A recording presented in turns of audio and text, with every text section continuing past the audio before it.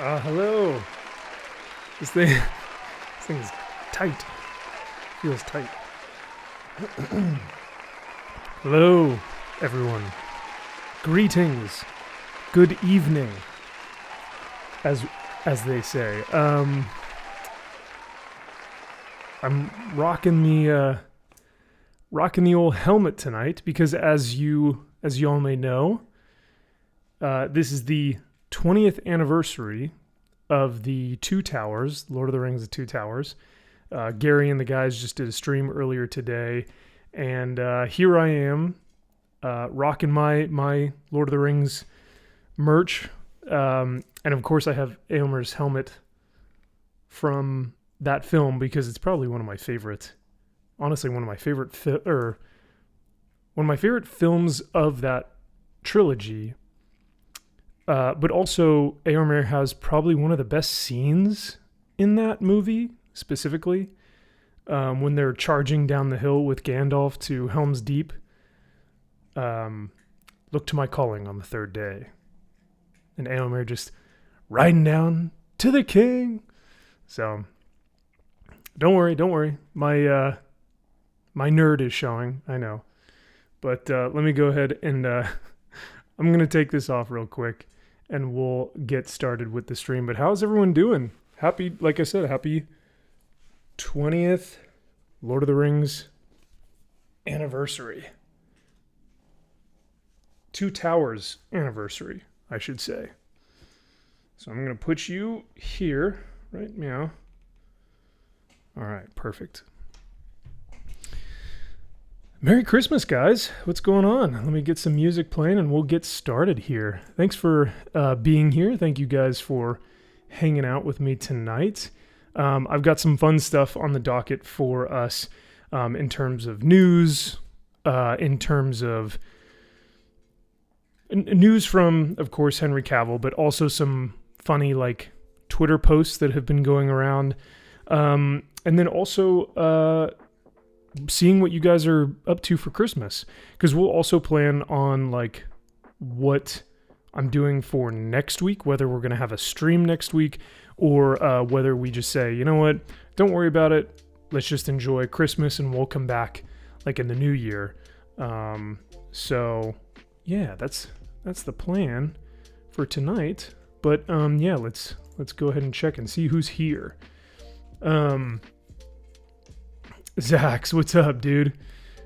20 years as Soul Assassin. Remember seeing Two Towers as a kid in the theaters. That so impactful, man. I don't know if I remember seeing The Fellowship in theaters, but I sure as hell remember seeing The Return of the King in theaters. That was like, yeah, I hope they do it again, you know? I hope they bring them back to the theaters. Spoiler, removing the helmet will not hide your nerd. Oops, too late. Yeah, right, Harley? Where were you when you first watched Lord of the Rings? Now people are going to be saying, where were you when you first watched Rings of Power? Ugh. Writer of Rohan, hello, Dr. Rachel, good to see you. We have Brightest Day, what's going on, man? And yeah, thank you for the gift. That is so kind of you. I appreciate you sending that my way. So I will let you know once I receive that. Thank you. And then it looked like, I think we had Smile a While for me in here as well. So good to see you as well. Jacob Ironside, what's going on, brother? And Jay, hello, Jay. Big Merry Christmas from Iceland. Thank you so much. Harley goes, oh, I'm expecting a stream. Whether it's Christmas or not, I'm expecting one. We'll figure out a day.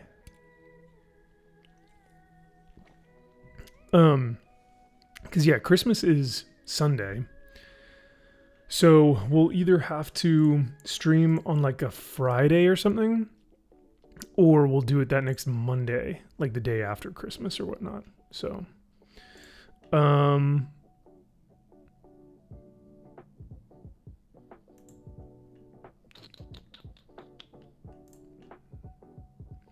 right, so I think we're going to start here. Let me check. There we go.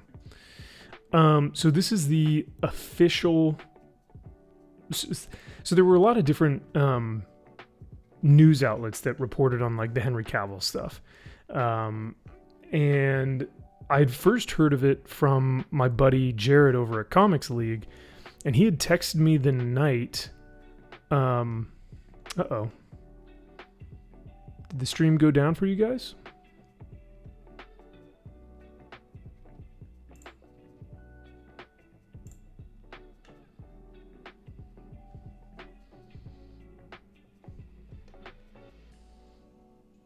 The stream still looks like it's up for me, but...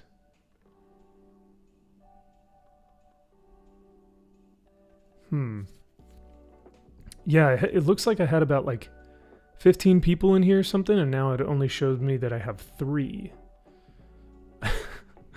Oh god, this is a disaster.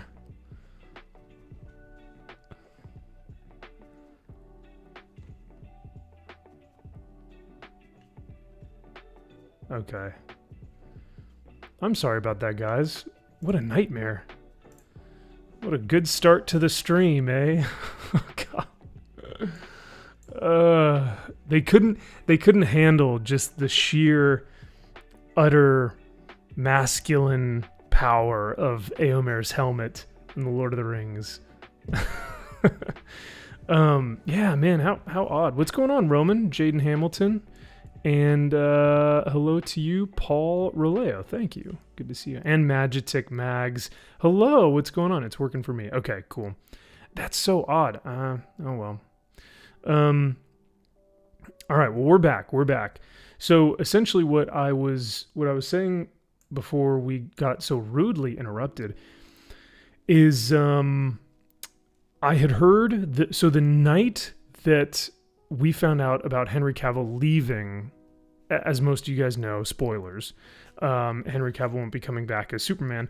When we found that out, my buddy texted me or messaged me or something, and he was like, hey, I just got a comment, or like I just gotten a notification. Oh, Flaccid, mods, can we kick Flaccid out of the chat? Alpha Legion? Come on. Or as South Park would say, Cub Wood. Yeah, right. Also, the Thousand Sons are the wolves' mortal enemies, so if anything, I'd assume that you'd say that the Thousand Sons were better, but Alpha Legion.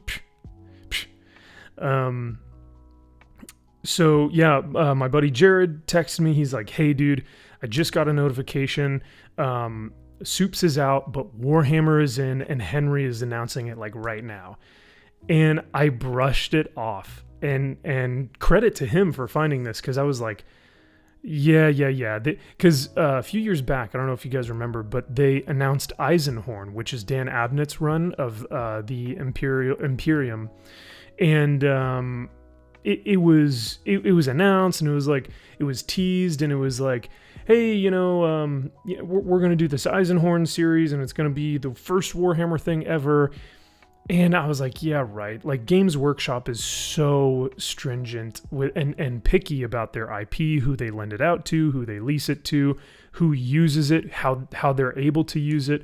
So because of that, I was like, all right, this is just it's going to be a farce, you know. They're going to say all this stuff, but it's not really going to come to fruition. The next morning, 4:30 a.m., I get an email on my phone, and I like look at it, I'm like half awake, like my eyes are just crusty. I'm exhausted from finals, because the night before I had my last final and everything. And I was just like, what the hell is going on? And sure enough, the email pops up on my thing, and it says Warhammer starring Henry Cavill. And I was like, no freaking way, dude. So, for my members, you guys got an exclusive look at a video that I'm actually going to be working, or that I have been working on, that hopefully will be released before Christmas. I don't know if I should release it before Christmas or after Christmas, due to its content in regards to it may be one of the most not intense. What's the word I'm looking for? It's just, I guess intense would be the right word. Eisenhorn is a fantastic series, Zaxx. Let me see if I can pull it up.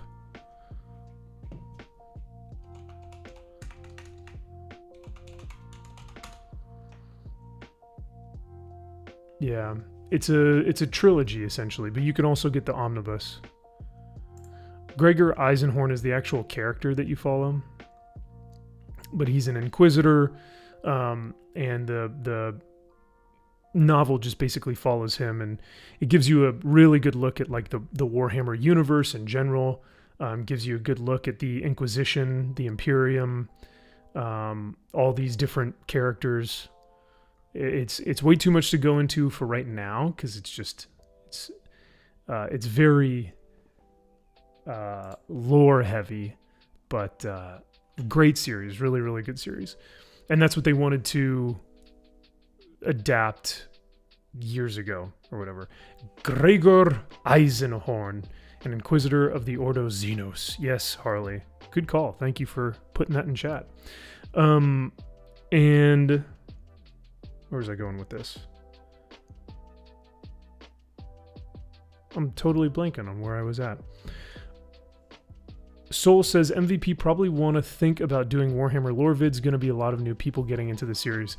So, and that's that's the difficult part, brother, because there are so many great lore channels out there already that are just dominating the space that there's only so much that I'd really be able to do. Like, these guys have been dominating the Warhammer lore space for years. You know what I mean? Like, we're talking like some of their, like, actually, let me do this.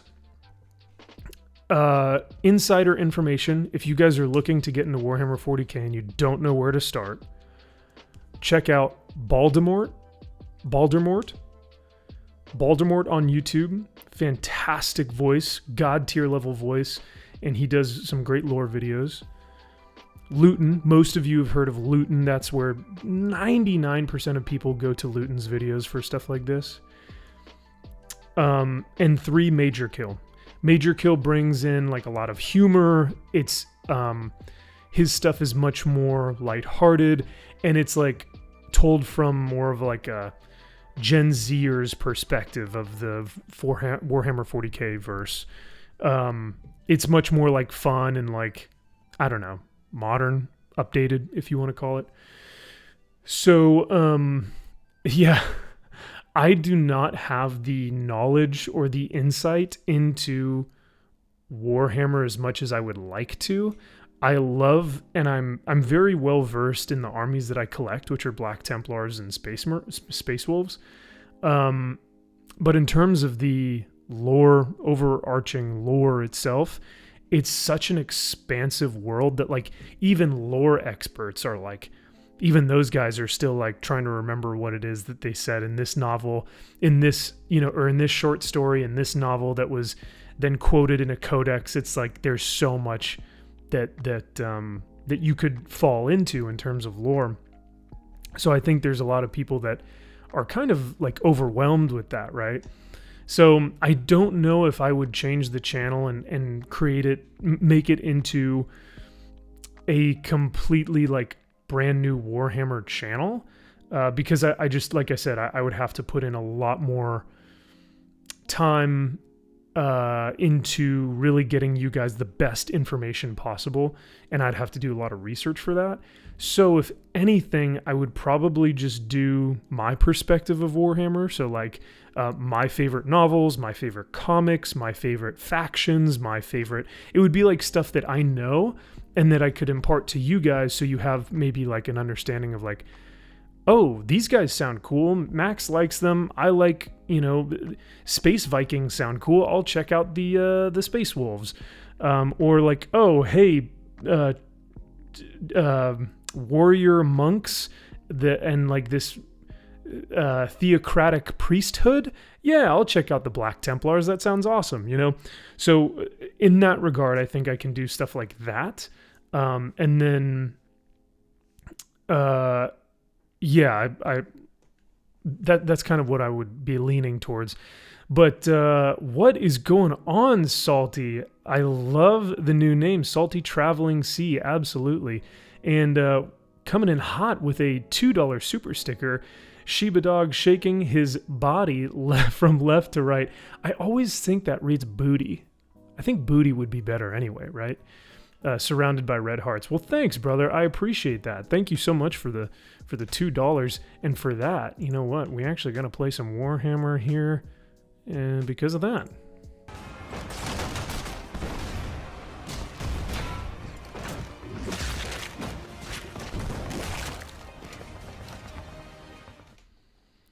Nice. But yeah, thank you again, Salty. I appreciate it. A chapter for every stereotype. Ooh, interesting. Because, yeah, Zaxx, it looks like you say, Max, you have a military background and great shoulders. None of those other lore dudes can say that. Women will listen to you talk Warhammer. GW will thank you. Oh, it is booty, says Salty. Oh, okay. Well, I think maybe you should just cover the news when it unfolds. Also, maybe some chill and chat build streams. Definitely will stick to the chill and chat build streams, Jay. I think that's a great way as well. Brightest Day says, or as culture calls it, the Shiba Inu fartnards. I guess, yeah. I guess you're not wrong. So there's so many different avenues. The expert lore master would probably not be my niche. So what I could do though is, because I have a couple comics from Boom Studios back from like 2008, 2009, some Black Templar comics and some Warhammer Fantasy comics that I think would do really well, maybe not really well, but at least they would be comics and Warhammer brought together. But this video that I was telling you guys about earlier, that I'm not really sure, I've been doing a lot of research on it. I've been trying to write it, like a script for it. And I showed the thumbnail to my members. It's going to push people's buttons, and I don't know if that's going to be a good thing or a bad thing. But it's definitely going to upset some people, but not.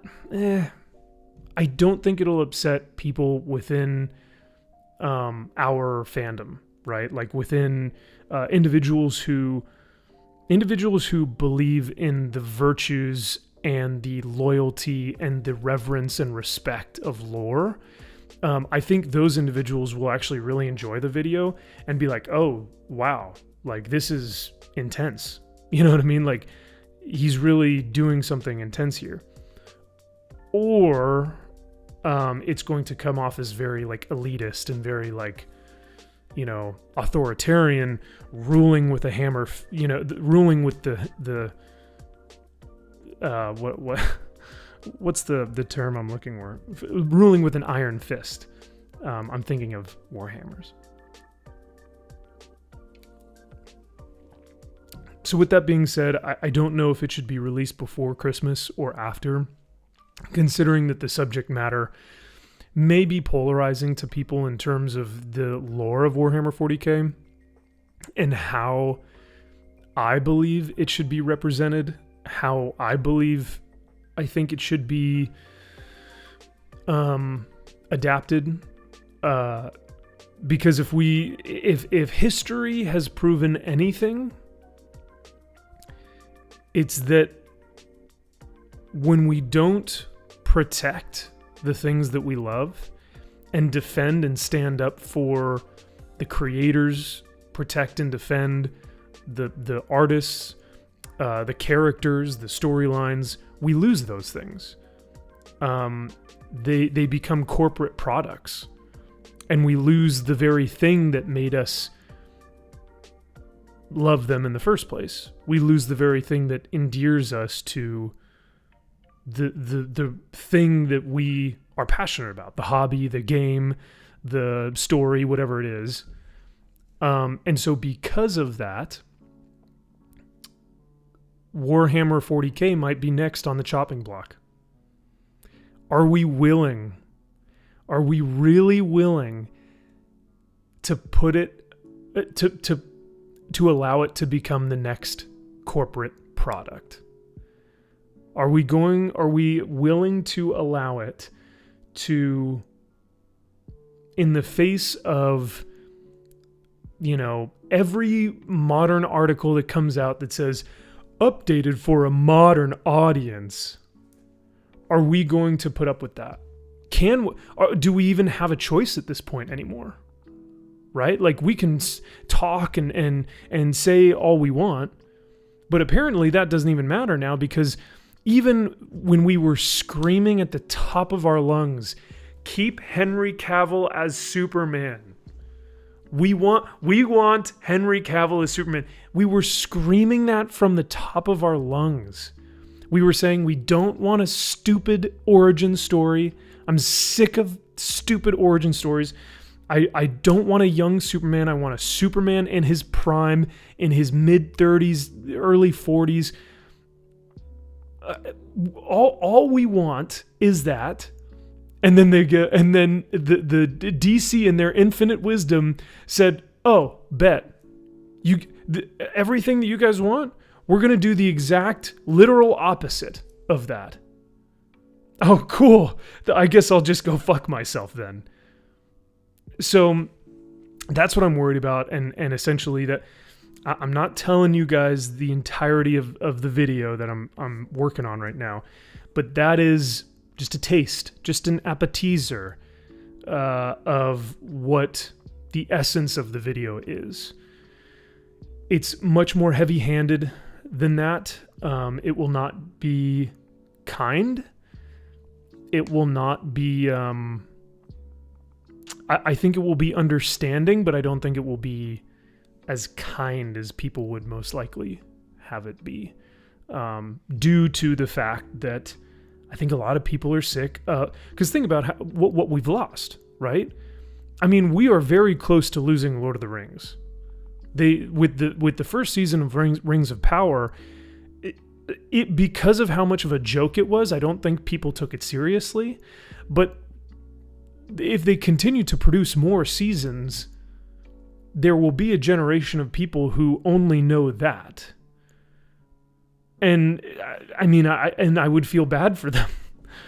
How could you get used to something like that, knowing that the trilogy exists?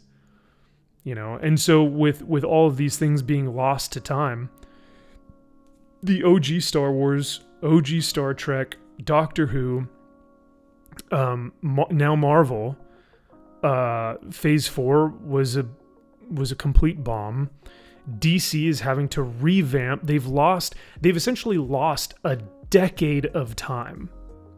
They have wasted a decade of important, I would say important, like defining character development, time and through lines and storylines and plots.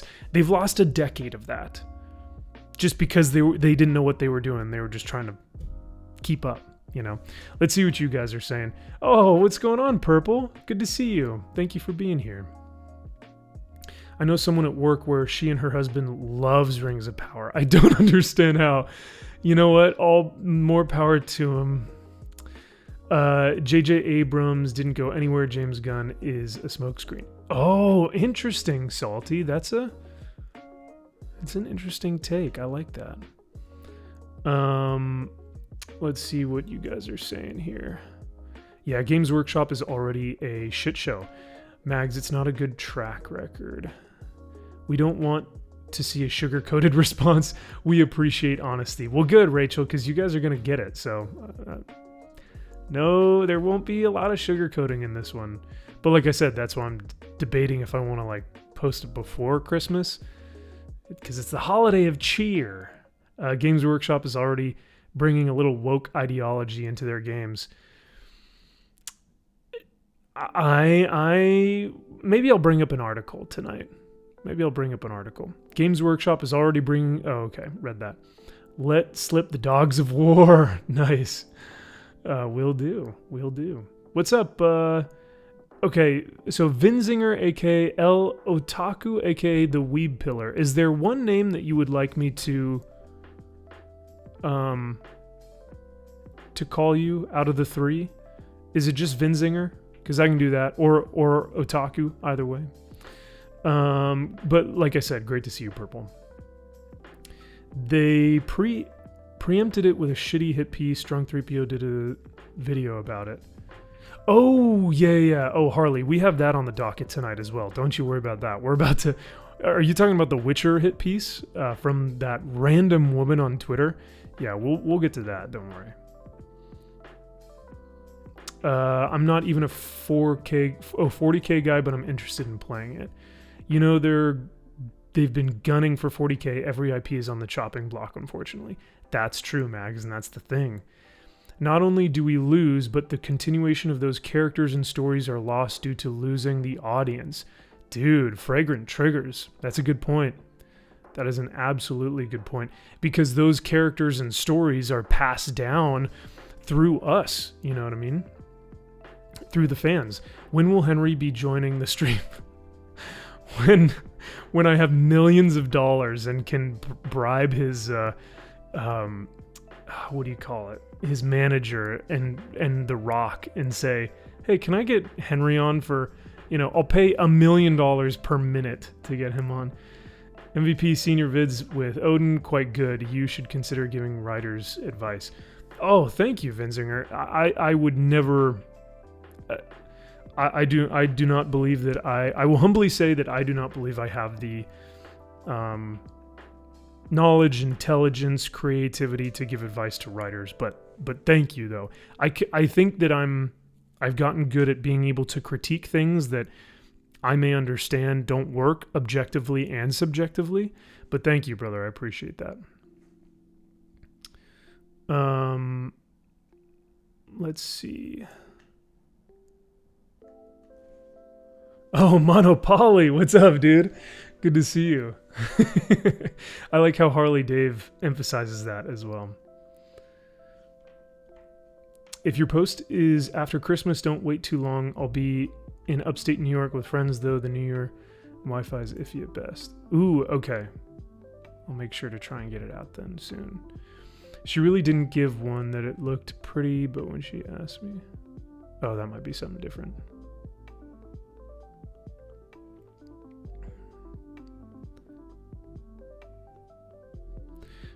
Salty, I have not seen the Fantastic Forecasting news.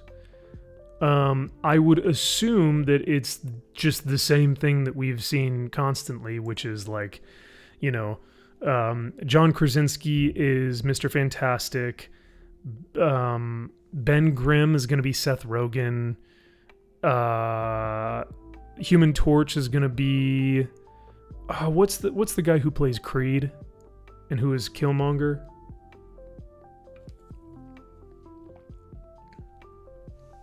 Something like that. I really, I don't know.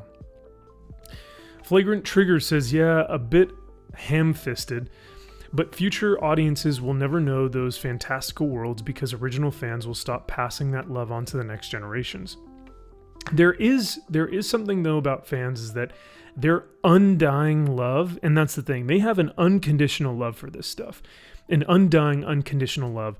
So, for instance, like with me and Lord of the Rings, comic books, and Warhammer, I think are probably my three, my hobby trinity. If my holy trinity is God, the Holy Spirit, and Christ, my hobby trinity is Lord of the Rings, comic books, and Games Workshop, Warhammer 40K. And maybe, yeah. So with those things, no matter how perverted they get, no matter how twisted or plagued or whatnot they become, whatever I know them as, the very thing that they are and why they became so interesting in the first place, I think that reason alone will be what fans pass down to their kids or to their friends or to their whatever. So I think that there is an undying love that fans will have and that they will be able to pass some of that on.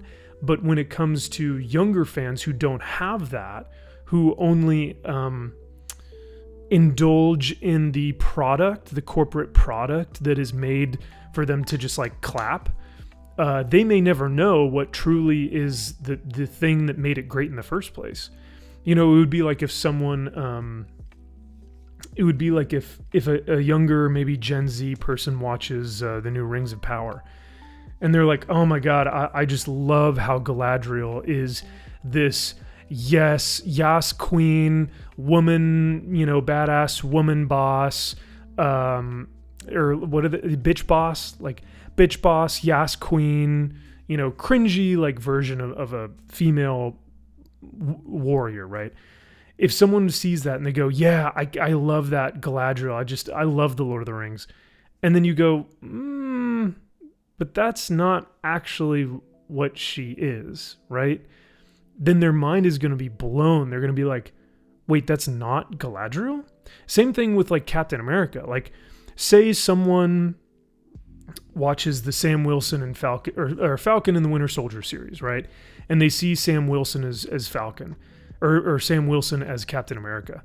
And they go, man, I love Captain America. He looked great. Or even better, someone watches Black Adam and they see Hawkman.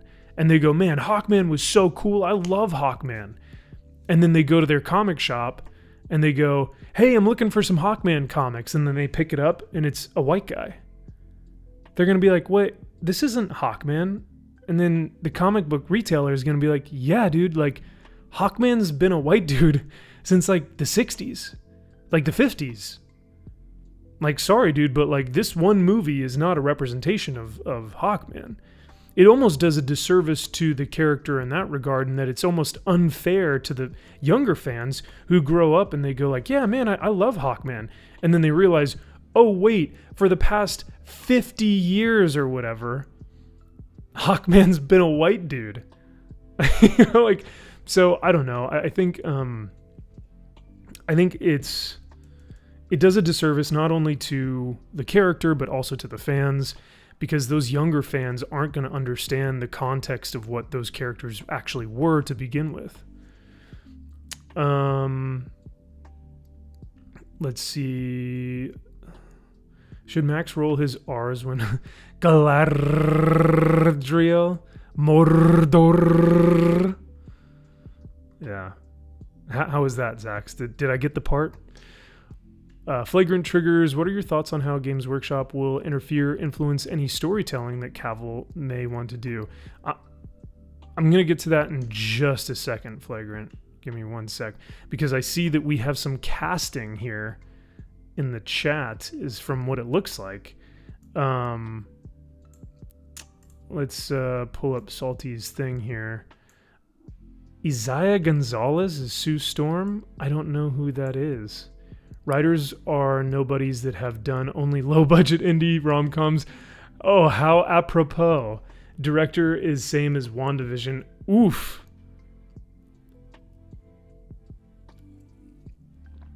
South American actor for Mr. Fantastic. So Mr. Fantastic and Mrs. Fantastic, or Sue Storm, is going to be... They're both going to be South American? Marvel's first family, I mean, it does. I don't even know anymore.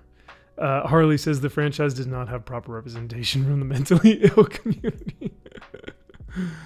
White guys cast in a movie? Max, don't be ridiculous. You know that isn't allowed these days. It's not, actually. It's frowned against.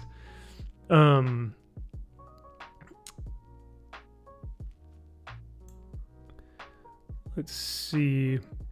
What's up, John Baker? I don't know if I said hi to you already, brother. But Cajun, what's up, Cajun? Good to see you here, man.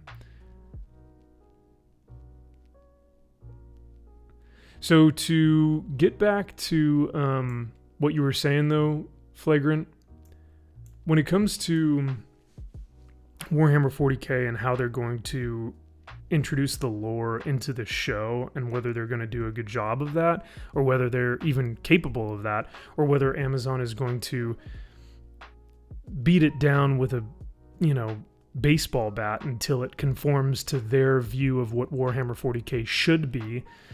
I don't know if, one, I don't know if Henry is going to allow that. Two, I don't know if Henry necessarily even has the power to say that he wants to allow that or not. So, like, if they start messing with it and he goes, hey, no, that's not what this is. That's not what this show is. Oh no, Purple Valkyrie says, looks like Christmas was just canceled. Uh-oh. How so? That's not good. But Santa is just around the corner. Wait. Christmas can't be canceled. He's right here. But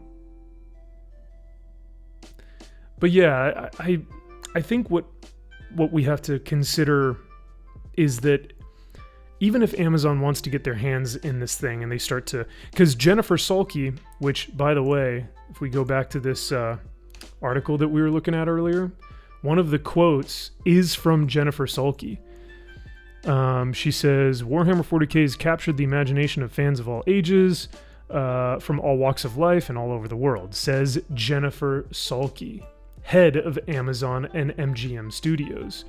So I don't know if you guys understand the implication there, but Jennifer Salke is the reason why we got Rings of Power. She's the reason why we got bad Rings of Power. Like, all the creative decisions that, like, firing Thomas Shippey, that was Jennifer Salke. So that's what gets me worried about this, is like, sure, we could potentially see Henry put this Warhammer universe into, a show, but if Jennifer Salke has anything to do with it, it's not going to be what Henry wants. So it begs the question, what power does Henry actually have, and what creative freedom are they willing to give him? And then once we answer that question, say they give him all the creative freedom. Now that he has all the creative freedom in the world, what is he going to put on screen? What is it that he's going to choose from the lore to actually implement into the show?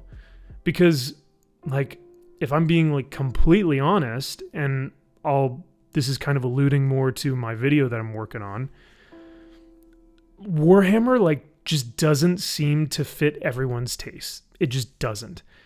I think Warhammer could be for everyone. I think it's made for everyone, just like comic books. Comic books are made for everyone, right? But not everyone is going to understand it or enjoy it.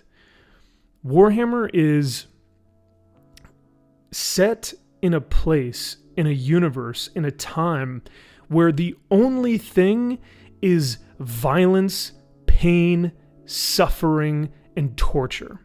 It is a grim, dark look at what the future would be or could be if demonic powers reigned supreme and the human and humanity and mankind were surrounded on all fronts from evil.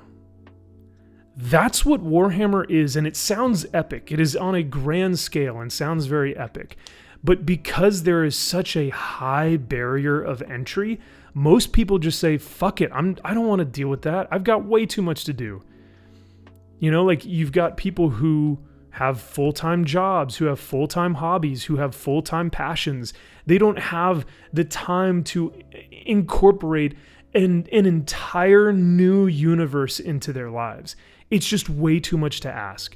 So even if Henry is capable of putting this on the big screen, even if Henry is capable of condensing the lore into something that could work in a TV show, are people going to be receptive toward it? Are they going to want to see what it is that Warhammer truly is, which is the grim darkness of the far future, where there is only war, where there is only conflict? I don't know. It's tough to say. It highly depends on the writing as well. Look at the travesties that were done to D&D movies. Oh yeah, for sure. Violence, pain, suffering, and torture sounds like Rings of Power. No, Soul Assassin, that's what I felt watching Rings of Power. But yes, you're absolutely right. Amazon is disturbing. Vertigo is creating Warhammer show. Henry's girlfriend works at Vertigo, but it's complicated. Zaxx and I were talking privately about it. It's very complicated, man. And I do think that there are a lot of different moving pieces. I honestly don't even think we're going to get anything on the screen for years. I'm talking 5 years minimum. And I might eat my words if I'm even on YouTube in 5 years. But like, we're just getting this announcement. They haven't found a director, they haven't found a creative director, and they haven't found a writer. They've still got some freaking work to do, man. Like, I mean, if they have an idea, that's still going to like, think about Rings of Power. They're going to take 2 years to get to their next season. They've already made one season. They have the actors and the directors and the writers and all this stuff, the budget, and it's still going to take them 2 years to make season 2. There is no way that Warhammer even touches the screen within 2 years. Absolutely no way. So there's still a lot that needs to be done. Feliz Navidad and Merry Christmas to you. Amazon is just distributing, though, is what Molly Polly said. It sounds like Cavill and Vertigo Entertainment seem to be the driving force in creativity. And I sure hope so. I just, for me, I saw the name Jennifer Salke and I got worried. You know what I mean? It triggered my Rings of Power. I was like, oh, fuck. You did not say hello, but I'm in relaxation room, safe space, so I only cried for 5 minutes. Oh, John Baker. Well, sir, I'm glad that it was only 5 minutes and not 10 minutes. The key to knowing how the Warhammer 40k shall develop will be seeing who's going to write it. Is it an existing Warhammer 40k writer? Well, good thing you mentioned that, Jay, because what's his name? Smiley? Andrew Smiley? Where is he? Andy Smiley. Andy Smiley, who's the creative director at Games Workshop. I'm looking at the article and you guys can't even see it right now. Here, there you go. Andy Smiley, creative director over at Games Workshop. He's the guy. So he says, it's great news and we're absolutely thrilled. We're working with a fantastic triumvirate in Henry, Vertigo, and Amazon. Henry's well-known lore of Warhammer 40k and his passion as a world builder and storyteller will serve us all well in the coming years. Finally, Warhammer will make it to the screen as the fans have hoped, as they deserve. Exciting times. So Andy Smiley is like the chief creative director over at Games Workshop. So if he's kind of their Thomas Shippey. So like, he is akin to the Lord of the Rings Thomas Shippey. He is the Andy Smiley of Games Workshop and Warhammer. So if he's on board, you know, he could be a great creative director and a great writer who knows the lore more than anyone, and who is kind of the editor that sees all the different things kind of taking part. In the grimdark future of your safe space, there are only tears. I'm pretty sure this announcement was brought forward because of the Superman Witcher news. Yeah, I mean, yeah, Jay, because they could have sat on this. Like, yeah, and that's another question is like, do we think that this was brought about, like you said, Jay, because of the Superman and Witcher? And they were like, we need to drop this now. This is going to be a huge middle finger to both WB and Netflix, and let's just drop this thing. Or were they waiting maybe, and they were saying like, you know what, let's wait until the new year 2023 when we have our ducks in a row and we have like, they could have been waiting on this, and you know, I don't know. No one really truly knows the implications of how individuals interact within the Hollywood system. Henry Cavill will be my age by the time this becomes reality, says Roman. Let's hope not, dude. Let's hope not. Dan Abnett should be... Yes, absolutely, Monopoly. Dan Abnett should be there.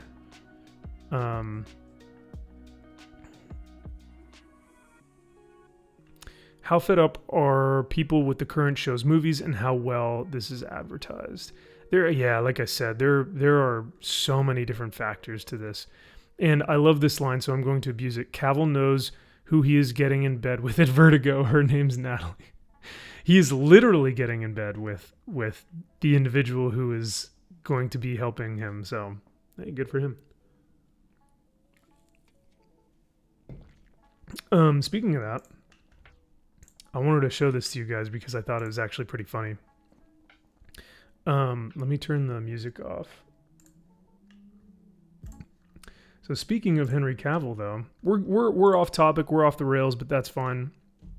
I thought I'd show this to you guys. I'm gonna refresh this. Oh gosh, dang it!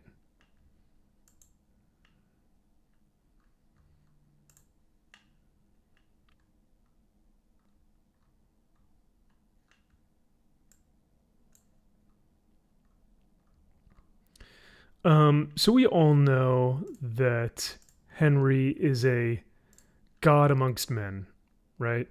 Let me turn up the audio on this bad boy. Henry Cavill being... So he's in an interview, and I believe this was like right after Man of Steel. And so he's being interviewed. I forget what her name is. It's irrelevant. But he's sitting there with Amy Adams, and they begin to talk about him. I think it's funny, but at the same time, you'll see the duality between like, if Henry were a girl in this situation, this would not have gone over well. But I thought that this was kind of interesting. This comes from the Instagram account Cavill Icon. Objectified throughout this interview. It must have been so challenging having to work with Henry every day. It's just so awful. It's just too bad about his face, right? So respectfully, though, Amy Adams, I think it's Amy Adams, right? When it comes to Amy, your clavicle, the only thing we love about you, says Flaccid. Flaccid. Like this? Gotta be a tease though, Flaccid. I can't show it the whole stream.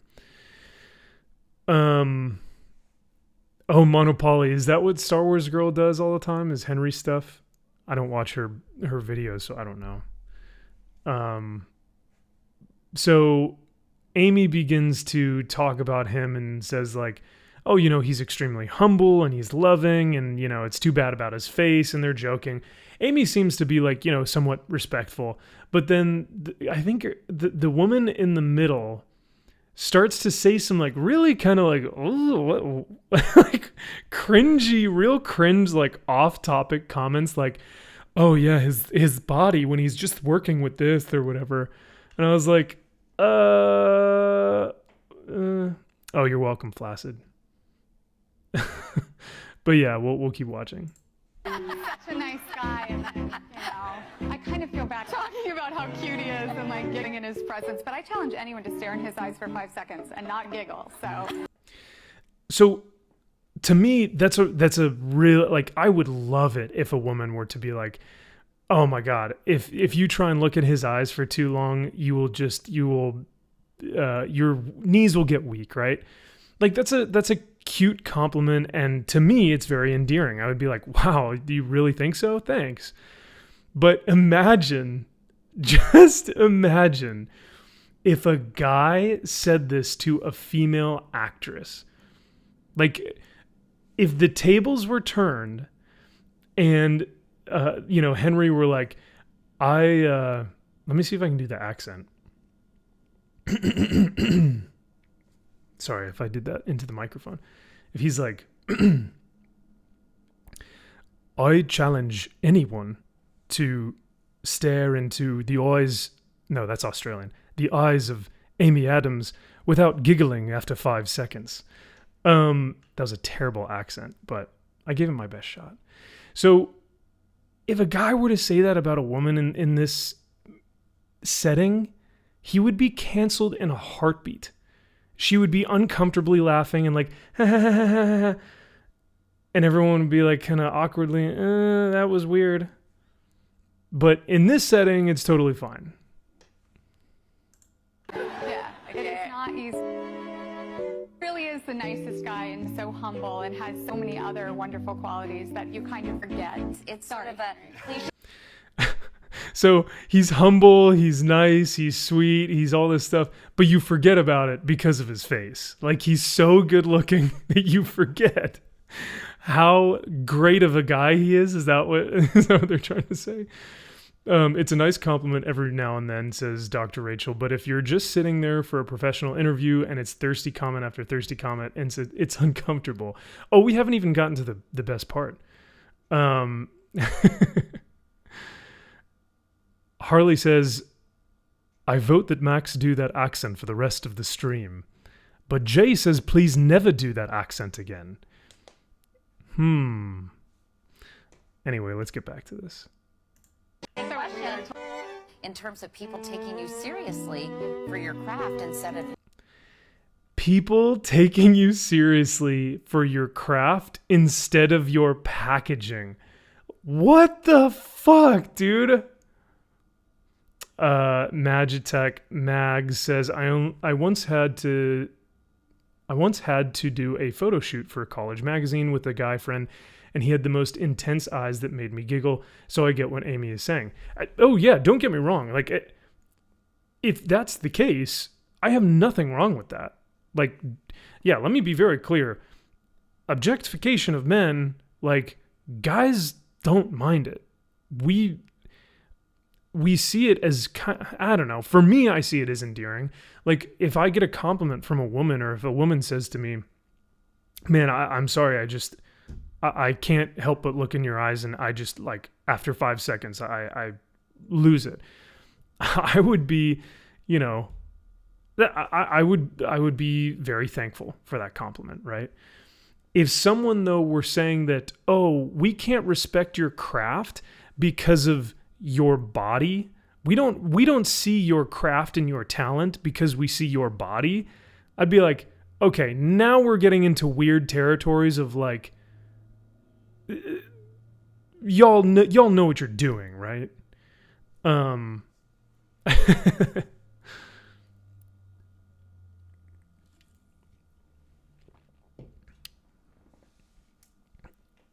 Yeah, at the bar,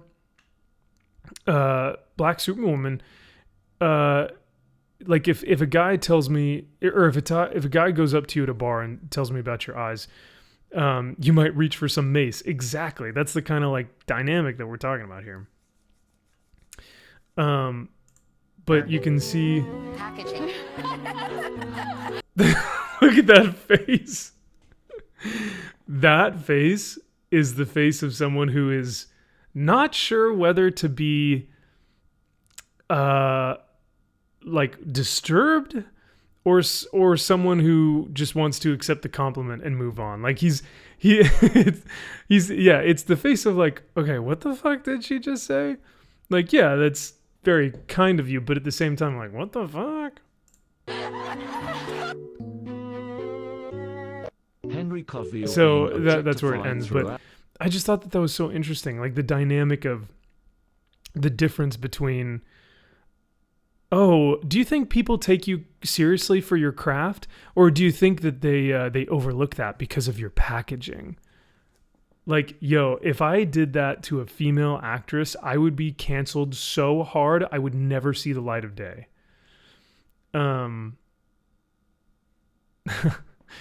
Like, Jennifer Lawrence has been a big thing in the news recently because she just keeps talking about toxic masculinity and how she loves working with female directors more so. Imagine if I had an interview with her and I was like, yeah, the salty, thirsty cougar triple Botox husband's gonna be thirsty. And I'm in an interview with Jennifer Lawrence, and I go, Jennifer, do you think people see you for your craft, your acting ability? Because it's kind of difficult when you've got that package working for you, the whole package there, bro. The interview would be over. Her agent and her would leave. I would be canceled. I would be fired. I would be just, like, thrown out of my neighborhood. No one would, I would be ostracized from humanity. Like, are you fucking kidding me? And I'm not saying that I think that the guy shouldn't be objectified or whatever. I just think there needs to be a balance.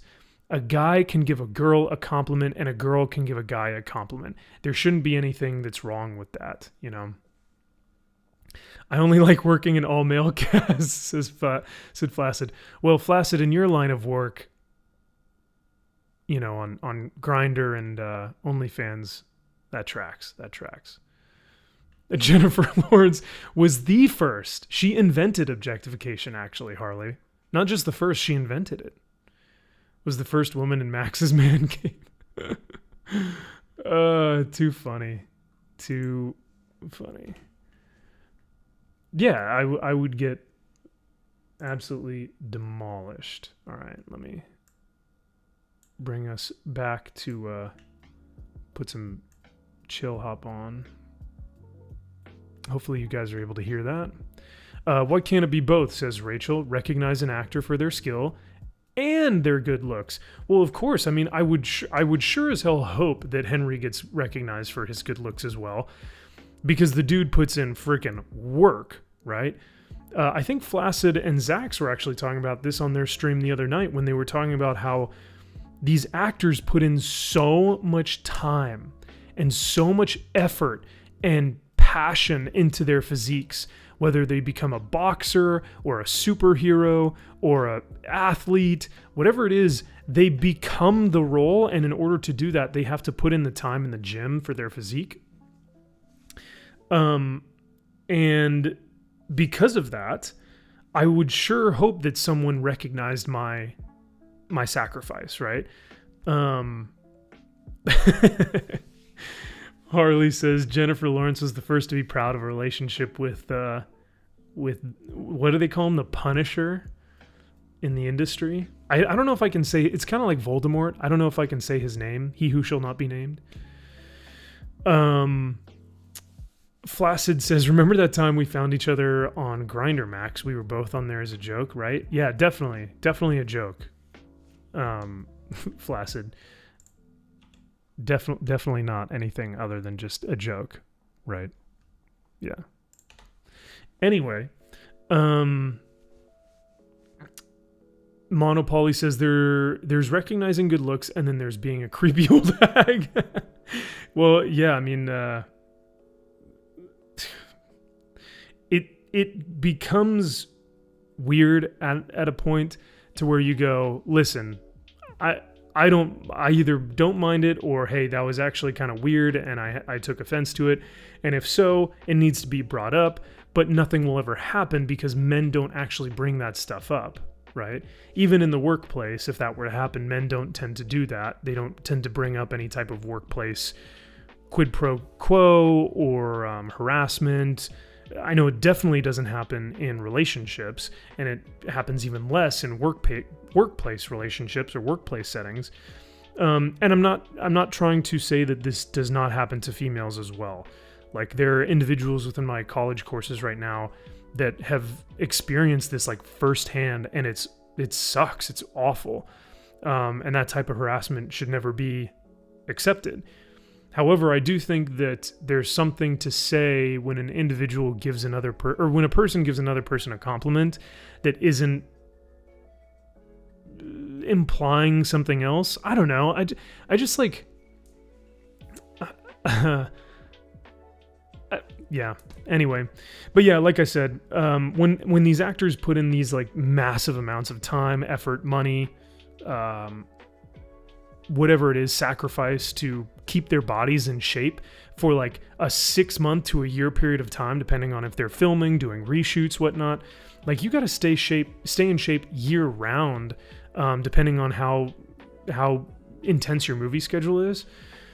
I got to give it to these guys because they look fantastic on screen. Rightfully so. If they're playing a superhero, you should look like that. There's no exception. There's no excuse for being fat if you're a superhero. There's just zero.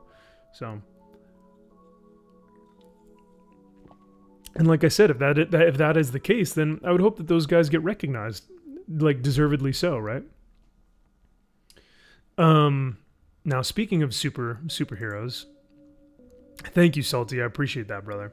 Yeah, if you guys like what you're seeing, smash that like button with your Warhammer.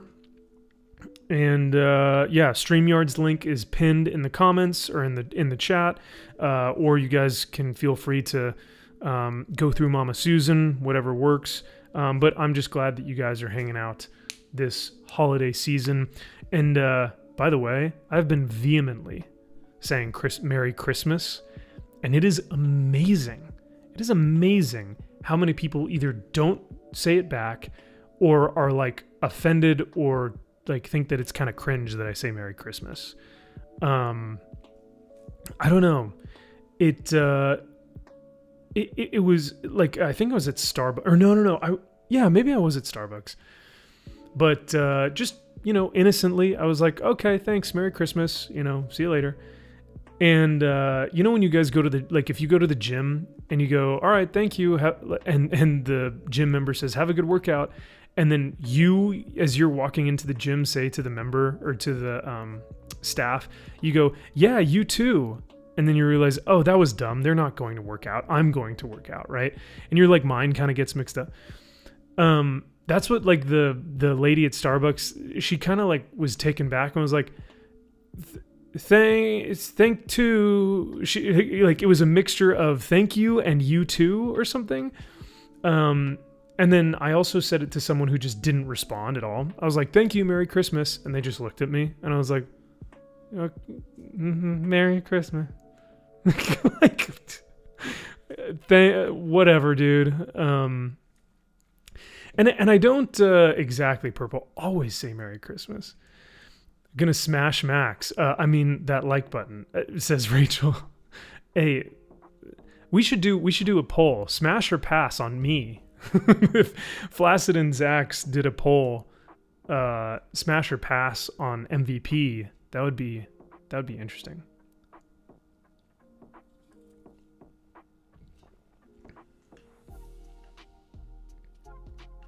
I buy Kwanzaa cards to cross it out and write Merry Christmas. That's funny. I always say Merry Christmas. I could give a crap if it offends them. It offends me that they intentionally don't recognize the birth of the savior of the world, says Smile. So I think and this is what I wanted to, I forget who it was. It was Quarter Black Garrett had posted something on Twitter. And he said, I've been intentionally going out of my way to say Merry Christmas to as many people as possible. Now, he didn't say it because he was trying to offend people. He didn't say it because he's trying to make people uncomfortable. It's because he's trying to spread joy and cheer and the Christmas spirit. But by doing so, it makes a lot of people uncomfortable unintentionally. So, I'm going around telling people Merry Christmas, not because I think it's going to, dunk on them or, make them irritated or make them, cringe or anything. Because that would make me an asshole. So, I'm not trying to say Merry Christmas to be, almost like an intensive, authoritarian, you will say Merry Christmas. I just think it's funny how the reactions happen that way naturally without me even trying to get a reaction. I'm just genuinely trying to say Merry Christmas and hoping that they say it back, and I never get it back.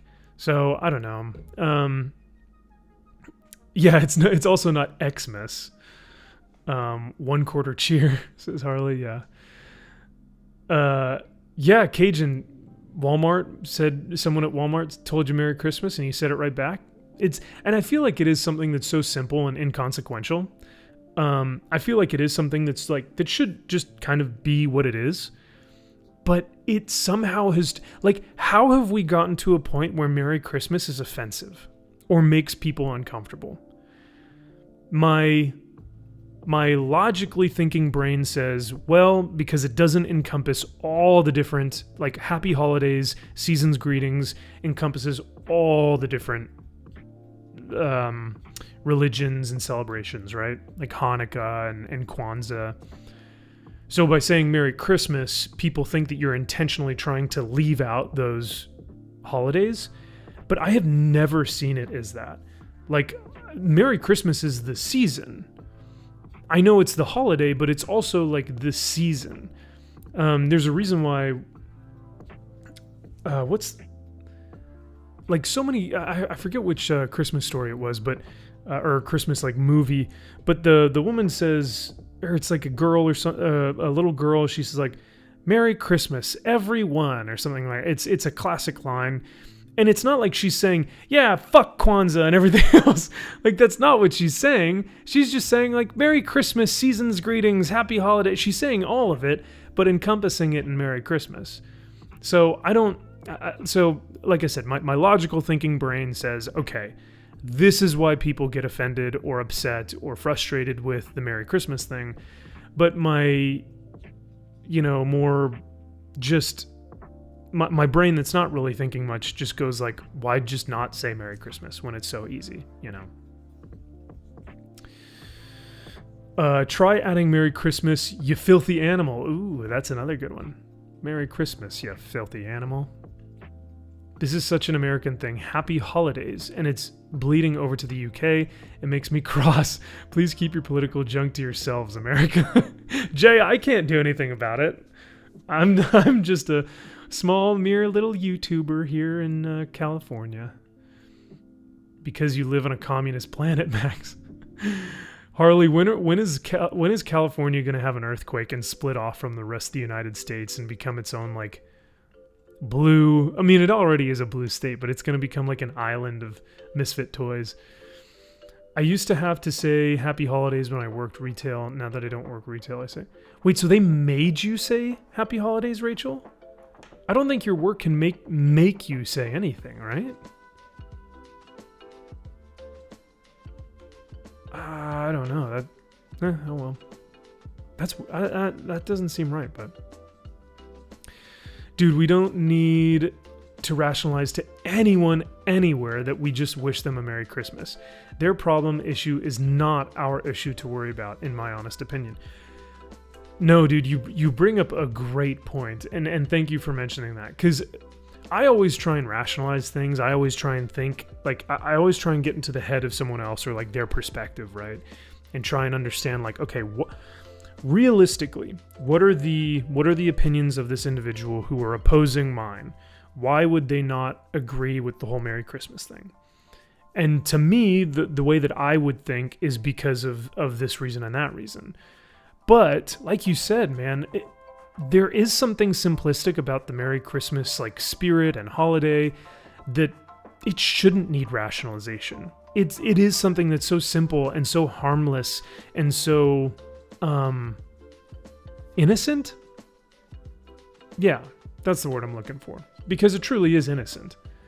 That we shouldn't have to try and rationalize. Like, why would someone think that it's offensive? Like, it's so simple, and it shouldn't need that type of rationalization. So I thank you for bringing that up, because I do think I try and sometimes I get too introspective, and I think too much, and I have like too much self-reflection to where I start to like rationalize stuff that doesn't really even need rationalizing.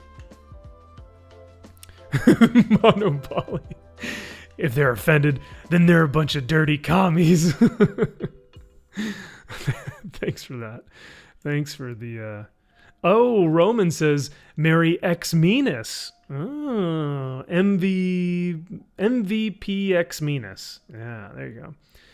Harley says, Max, do you realize where you are is not a good lens into the rest of the country, right?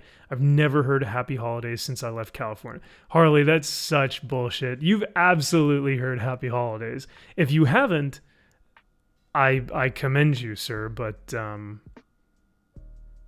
wow, I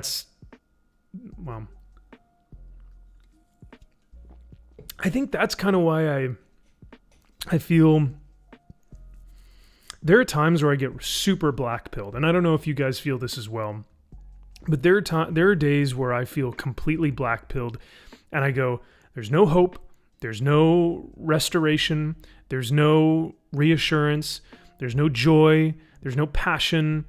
Everything will come to an end. All of our things are dead and dying and decaying and plagued by the all the different ideologies and infestations of all this culture war stuff, right? And I get super black-pilled. And then I have to realize kind of like where I am, because I think I see a lot of stuff that most of my other friends may not. Because like most of my friends that I interact with are either in Texas, Virginia, Oklahoma, and you guys. And you guys span all over the US, you know what I mean? I don't know exactly where everyone is, but you guys do span across the entire US, from East Coast to Northwest. So it really, like, it's so interesting from my perspective how I see things comparatively. But can I escape from California before you wish for the state to split from the continent?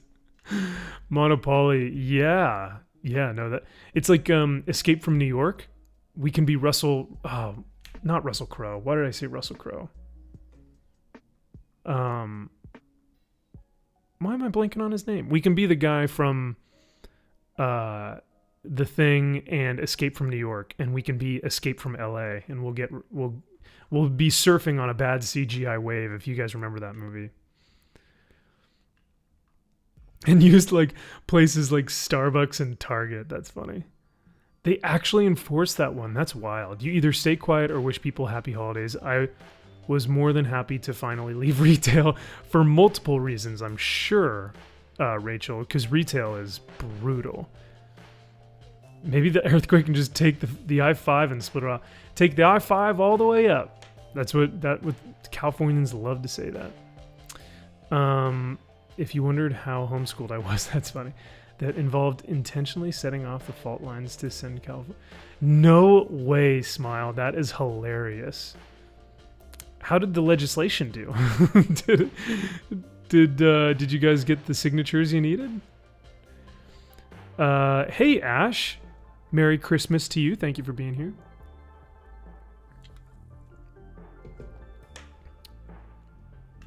We do, well... Harley says, I think we need a Santa Claus Space Marine. I think you're talking about Logan Grimnar. He already looks kind of like Santa already, so.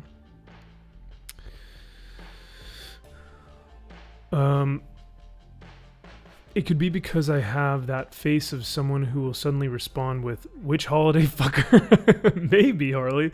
If you grow out your beard, absolutely, yeah. Yeah, Monopoly, I don't know, man. I feel that black pill thing, and maybe because you were in California as well, that maybe you and I share that, right? But the black pill is a real feeling every now and then.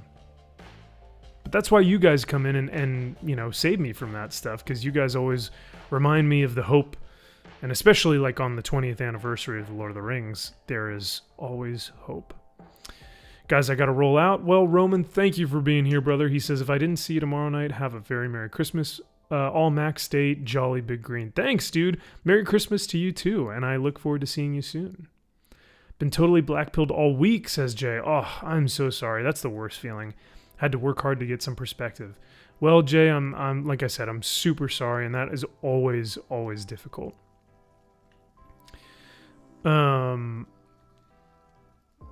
You guys have a great package. You guys.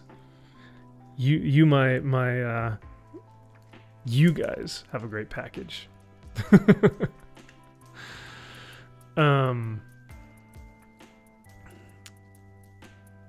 Let's see. I don't want to get too wrapped up here in the chat. The California college experience has got to be extraordinarily grinding, like a North Korean prison camp. Can I say that on YouTube? 95% of the entire US does not buy into any of that PC BS. Well, Salty, that's the thing about Warhammer, brother, is like Warhammer 40k is not the universe, and I know we're bringing it back to like an earlier conversation, but it wraps into that.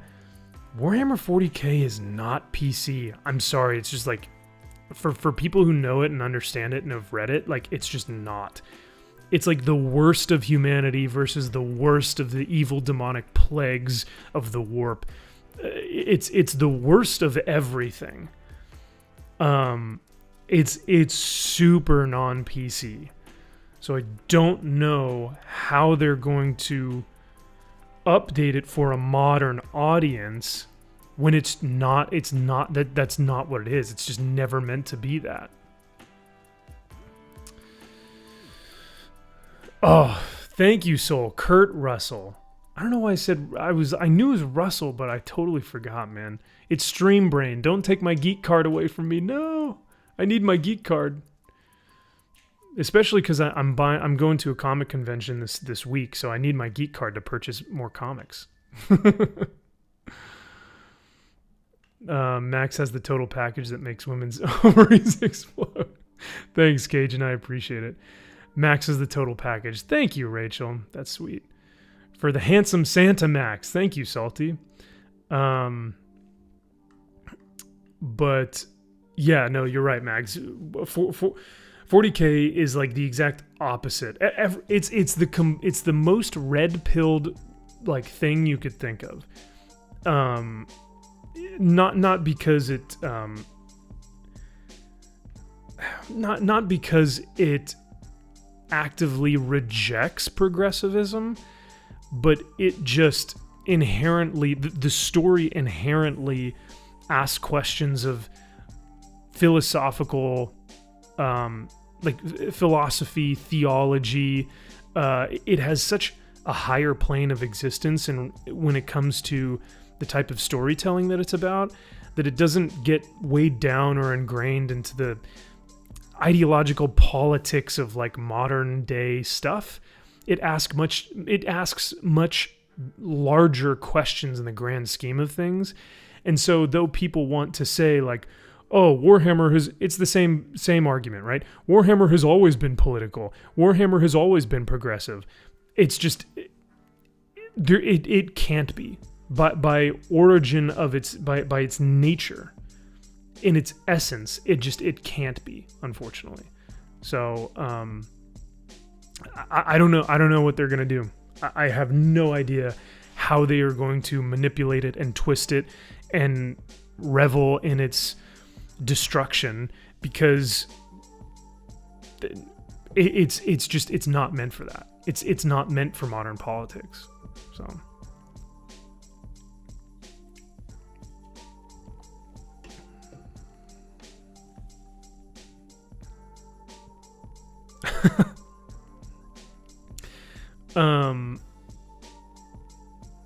Oh, Smile, looks like you gotta go. I'm sorry I didn't see that, but she says, good night all. Off overtime for the first time in 2 years, but I'll still wake up at 3:30. Oh no. Well, hey, I'm glad you're off overtime. That's great. Enjoy your time off, and Merry Christmas if I don't get to see you before then. But yeah, have a great evening. The only hope and good things I have in California are my family, Latino Slant, American Cholo, PragerU, and Film Threat. I don't even live in California anymore. I live in Mexico. Yeah, man. Fucking Paulie's here. Gary used to be here, which is why, I was able to hang out with him. I think Robert Meyer Burnett is here. Chris Gore is here. So we do have some hope here. We do have some red pillars. Just search for the worst jobs in Warhammer 40k universe on YouTube. It's beautiful. That's Luton, I think, Harley, right? At least I thought that was Luton.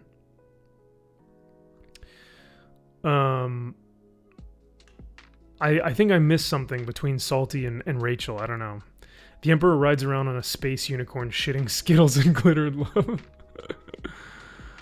40k is very culturally British in origin. It comes from a long tradition of dark British apocalyptic sci-fi. I believe that. Well, because Jay, from what I remember reading and after doing some research, 40k, well, Games Workshop originated in like 75, but they really didn't start implementing the models in the tabletop game and like what Warhammer was until like the late 80s. The US didn't even get distribution, and they didn't even get like a headquarters here in the US until like the late 80s to early 90s. So like Warhammer is still fairly new-ish, like 30 years, right? So it does come from a long tradition of that British sci-fi. I guarantee it. Because, yeah, I think its origin Games Workshop began in 1975. The Battle Sisters will now be in charge and oversee all factions of the Space Marines. Well, no, that's the thing, dude. Oh, I lost your comment. Sorry. Fuck. Monopoly. There you are. The fucking Harley. The grim dark future is filled with comfort, acceptance, and warm fuzzy feelings that can be shared with soccer mom book clubs and fake geek girls. You can add that to the list too. No, Monopoly don't. Okay, so this needs to be a completely different stream. I don't know if I'll do it tonight, but we can go off on that tangent if we need to. But dude, look up Carl Benjamin or Sargon of Akkad. You guys probably have heard of him before. He owns the podcast The Lotus Eaters. Incredible British voice, especially in the Warhammer 40k community. But what he did a dissertation on this that's about 2 hours long. It's a long audiobook. And essentially what he discusses is the fact that there are a lot of people that are trying to come into the hobby right now to take over the aspect of what is inherently at the core of what Warhammer 40k is, which is a militarized, authoritarian, theocratic empire. It is very much a Catholic Roman empire that is set within the 41st millennium. And there are individuals who are claiming that, you know, why can't there be trans space marines and female space marines? And that's not, though that those questions could be asked for maybe other properties or other fantasy or sci-fi series, that's not what the Space Marines represent. And that's honestly not probably what progressive individuals would want the Space Marines to represent. Because the Space Marines represent loyalty, blind faith, pride. They represent like this, like I said, authoritarian rule for the Emperor. They are this militarized, like perfect envisionment of what soldiers would be on a battlefield. And though progressives may want, you know, to be seen in those spaces with Space Marines, there are other factions that could probably, like, Space Marines inherently must be created from the male genome or from the male DNA with the Primarch, or with the Emperor, or whatever Primarch they have. And it's not because they're trying to segregate other people or segregate other, like, you know, genders. It's just how the lore was written. It's not because they're inherently trying to be, you know, divisive or what's the word I'm looking for? I don't know, hateful. But then again, that's the thing too, is that Warhammer, the universe is hateful. Every Space Marine is hate-filled, and frankly, they're all assholes. They have to be. When your entire universe is war and nothing else matters except for the sanctity of the Emperor and the sacrificial loyalty that you have towards his grand plan, which is essentially the salvation of mankind, there is nothing else you think about. You don't think about, what am I going to do after work today? There is no like 9-to-5 job. You are literally fighting every single day for your life. It is filled with hate and aggression. So it's not like the things of acceptance and peace and love and understanding and kindness and patience. Those things don't exist in the 41st millennium because they don't belong there. Like, if I think Luton just did a video on this actually, where he was talking about there really isn't hope for mankind, because mankind will continually be transformed by the warp. They will continue to be plagued by chaos. They will continue to be eaten by aliens. They will continue to be thrust from their homes by other Imperial forces. Like the Astartes, the Adeptus Astartes and Warhammer in general will continually be in a perpetual conflict and war until the end of time. That's how ludicrous this is. There is no hope in the 41st millennium. And that's just kind of in its nature. And yeah, so no safe spaces in Warhammer. Harley says, fun fact, none of the Space Marines are out there picking up bitches or slapping the hose. It's removed from their biological capacity. Correct, Harley. And that's something that's actually really interesting, is that they get like castrated, essentially. So that they have no lust. They have no thought process to see females in that way.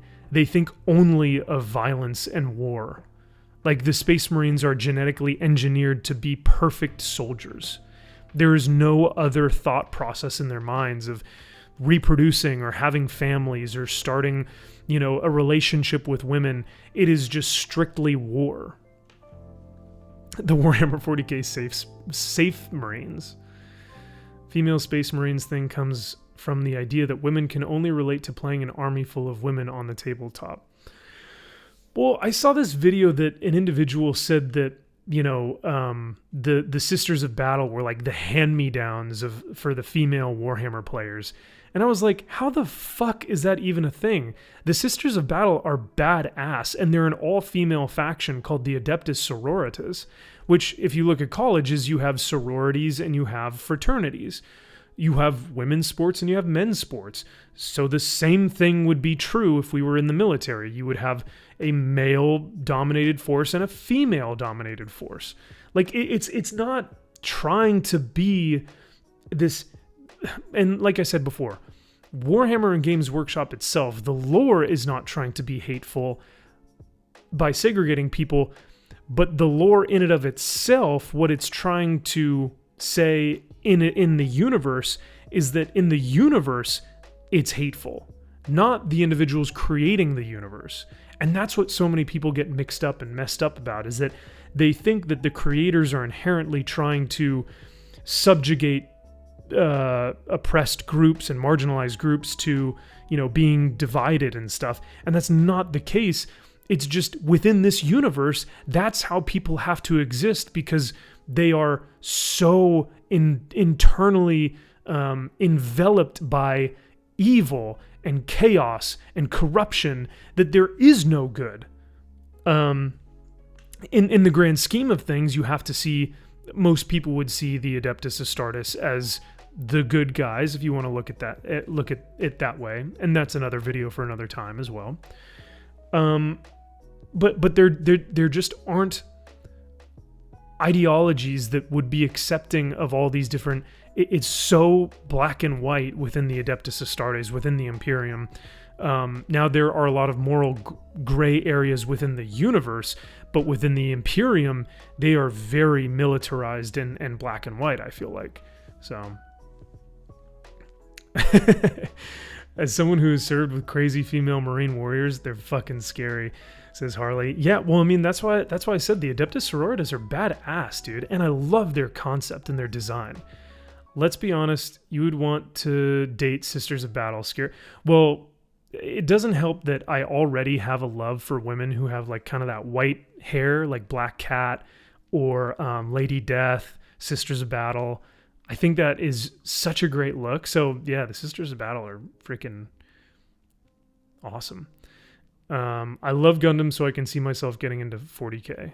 Oh, nice. Oh yeah, Vinzinger, if you like Gundam, 40k is right up your alley then. I saw a video of what goes into making a Space Marine. It's so pretty. I can't tell if that's sarcastic or not. I wouldn't say it's pretty. I would say it's horrifically beautiful. Because it's pretty horrifying. Let's see. Who did I miss?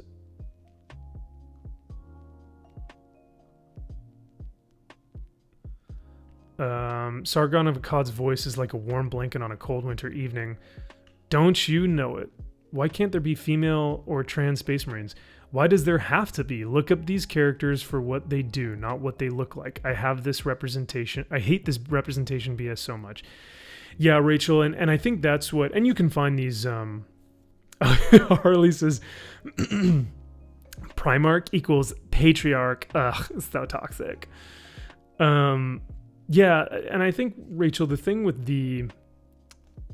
Because you can find videos out there that talk about, like, why can't there be female Space Marines? Or why can't there be trans Space Marines? And I think that's why people miss the point of the hobby in the first place, because that's not what the hobby and the story is asking. Like, it's not presenting the lore and the universe as a vessel for you to ask these questions, because it's not meant to impart that type of theological or philosophical viewpoint. It's meant to ask, what happens when the best of humanity becomes the worst of humanity? What happens when our own sin becomes the very thing that keeps us alive? What happens when on all aspects of the world around us and all aspects of the universe, we are surrounded by constant death and torture? What would humanity do in that situation? It poses such larger questions than, why can't there be female space marines? Because that is such a minute little aspect of our modern world that doesn't need to be asked in a universe that is so vast and so incredibly expansive. It is so simple-minded to ask those questions because they don't have any place in the Warhammer 40k universe. At least I don't think so. Especially when the lore is there that says that Space Marines are born of a male DNA or genome and can only be transferred between the Emperor, his gene seed, and the Primarchs and their gene seed into other Space Marines if they are male. Like, I don't write this shit. Like, get upset with Games Workshop. You know what I mean? Like, I don't understand how it's the fans' fault for just going with the lore after what I've read. And I go, oh, okay, that makes sense. And then someone looks at me and goes, well, you're a fucking bigot. And I'm like, dude, I'm literally reading what Games Workshop wrote. This is what they wrote, and this is what they want their history to be. You know, why are we getting weighed down by the minutia of there should be female Space Marines? Oh well.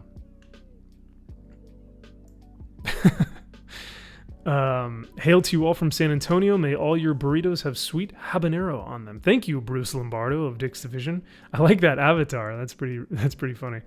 If they're asking those questions, then they're not a fan of the series, and it isn't meant for them. Monopolia, I discussed that in the video I'm currently making, like I said, and I think that,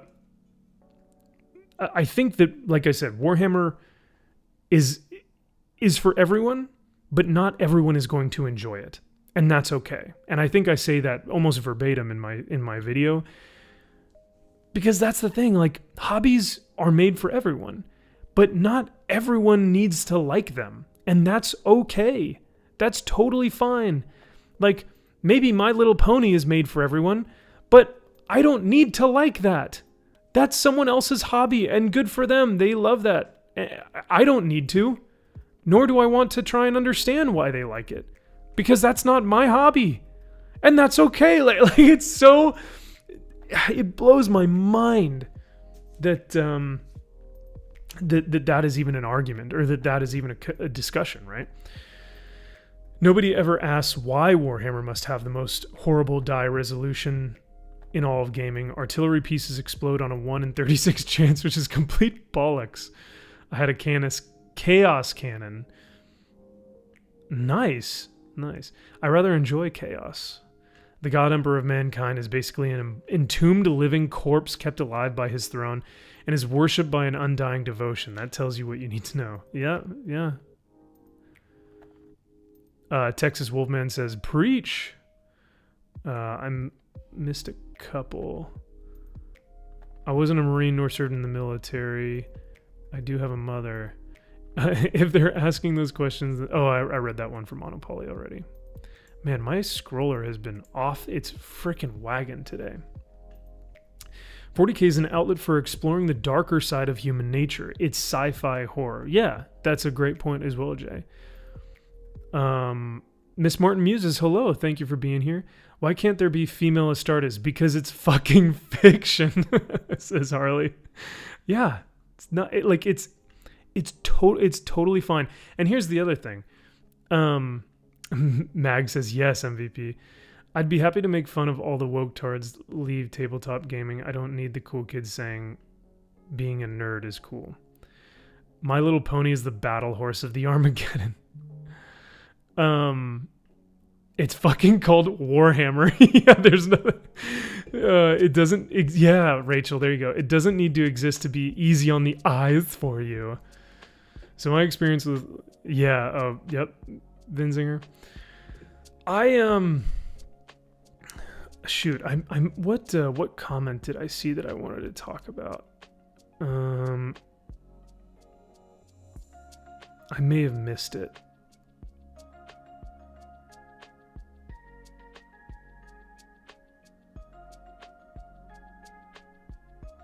Was it?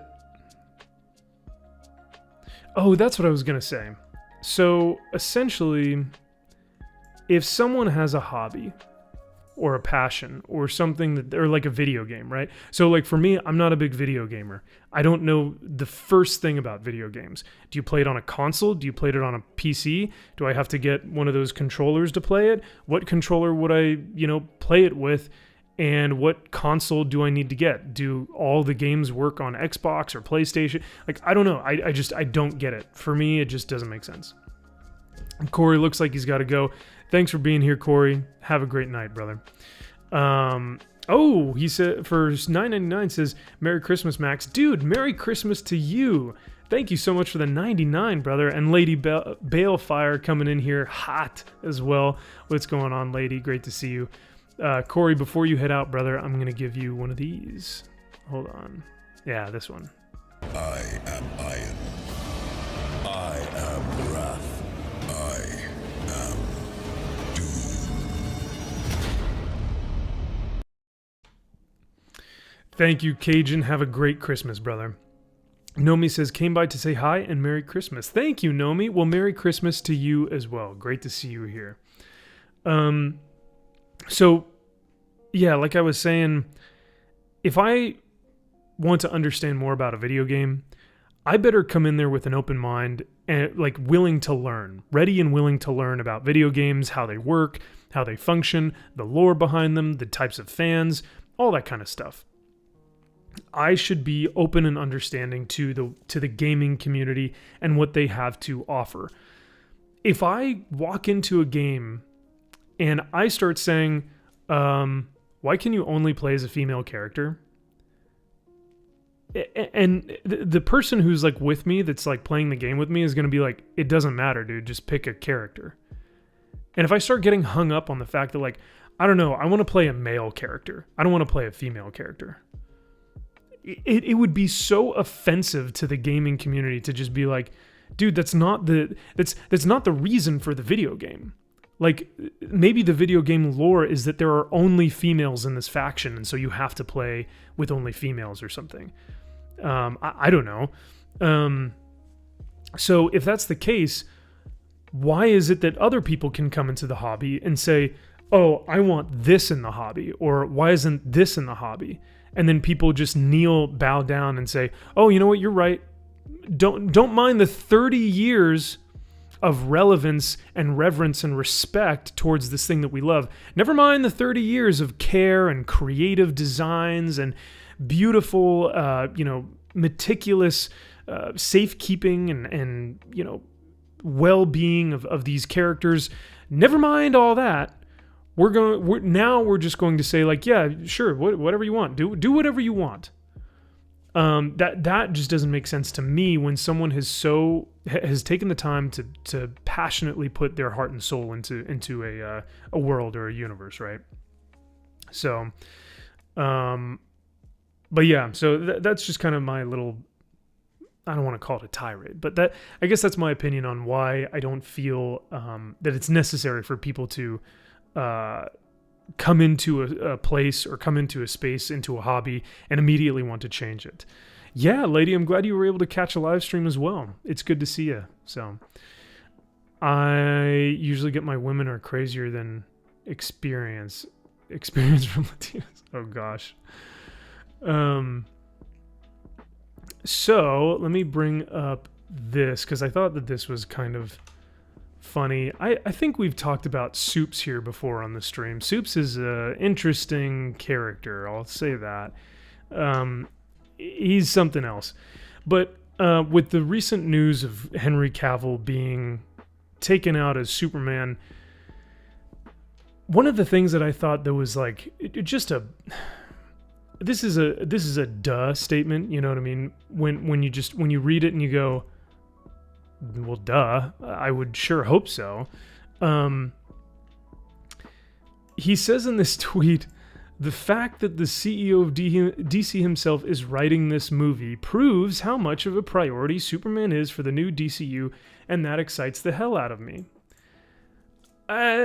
Soups, the thing with that, Matt Ramos, I would sure as hell hope that the CEO of DC himself would be writing, or that would take a vested interest in Superman, considering that Superman is probably the most important, if not the most well-known superhero in the world. Like literally, you can go to any portion of the world and you will find that Superman is the shining beacon of hope and always the one that people relate to when they think of like superheroes, right? So I read this tweet and I was like, I sure as freak would hope so, that the CEO of DC himself would be taking a vested interest in writing this Superman movie. Now, do I think it's going to be good? No. However, when he says like, oh, how much of a priority Superman is the new DCU? Yeah, Superman should have been their priority a decade ago. Superman should have been their priority 10 years ago. Sorry, DC, you're late to the game. If just now you're thinking that, Superman, I'm so happy that Superman is now a priority. Too late, too bad, too late. You know what I mean? Like, it is, the time has passed for them to go, all right, I think we're now going to care about Superman.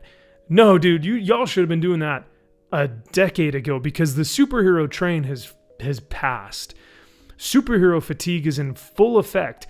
People don't care about these movies anymore. And this is from a guy who's surrounded his room in thousands of dollars of superhero stories and characters and memorabilia and statues and artwork and all kinds of shit.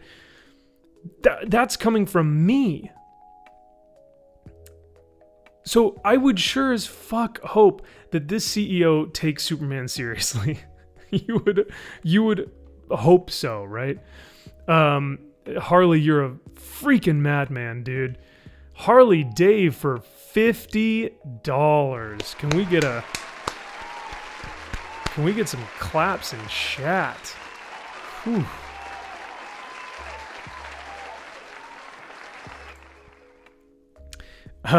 For that $50, dude, thank you. I tip my Santa hat to you. He says, excuse me, but your hobby isn't what I want it to be.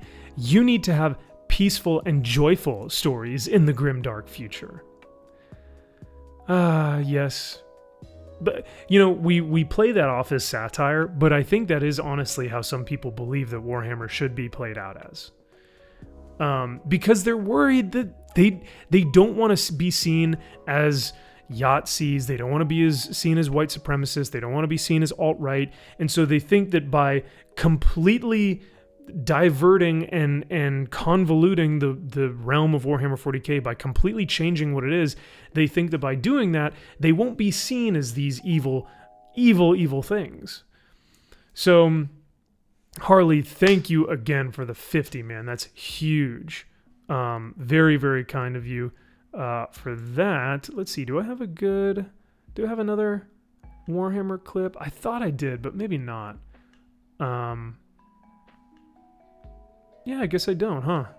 I've got Punisher, Northman, Gladiator, Lord of the Rings, another Gladiator. Let me give you this one for the 20th anniversary of Two Towers, even though this is from Return of the King. I bid you stand, men of the West!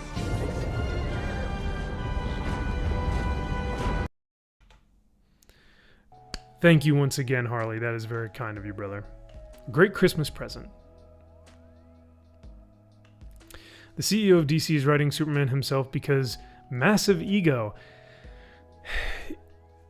Jay, and that's the thing, is it's like, do we think that he's writing it because of his ego or because he actually cares about Superman and really wants to do him well, right? And that's my question, is like, if this guy truly believes that Superman is going to bring in a new age of like this brand new DC, if Superman is that important to him, is it because of his ego that he's like, I'm going to be the one to bring Superman to light? Or is it because he's like, I sincerely do care about the character and I want the best for him, so I'm going to write it? So it kind of comes back to like the intention of the artist. Lady says, does he like Superman because of the story or because of the money? Yeah. That, once again, another really good question in terms of intention.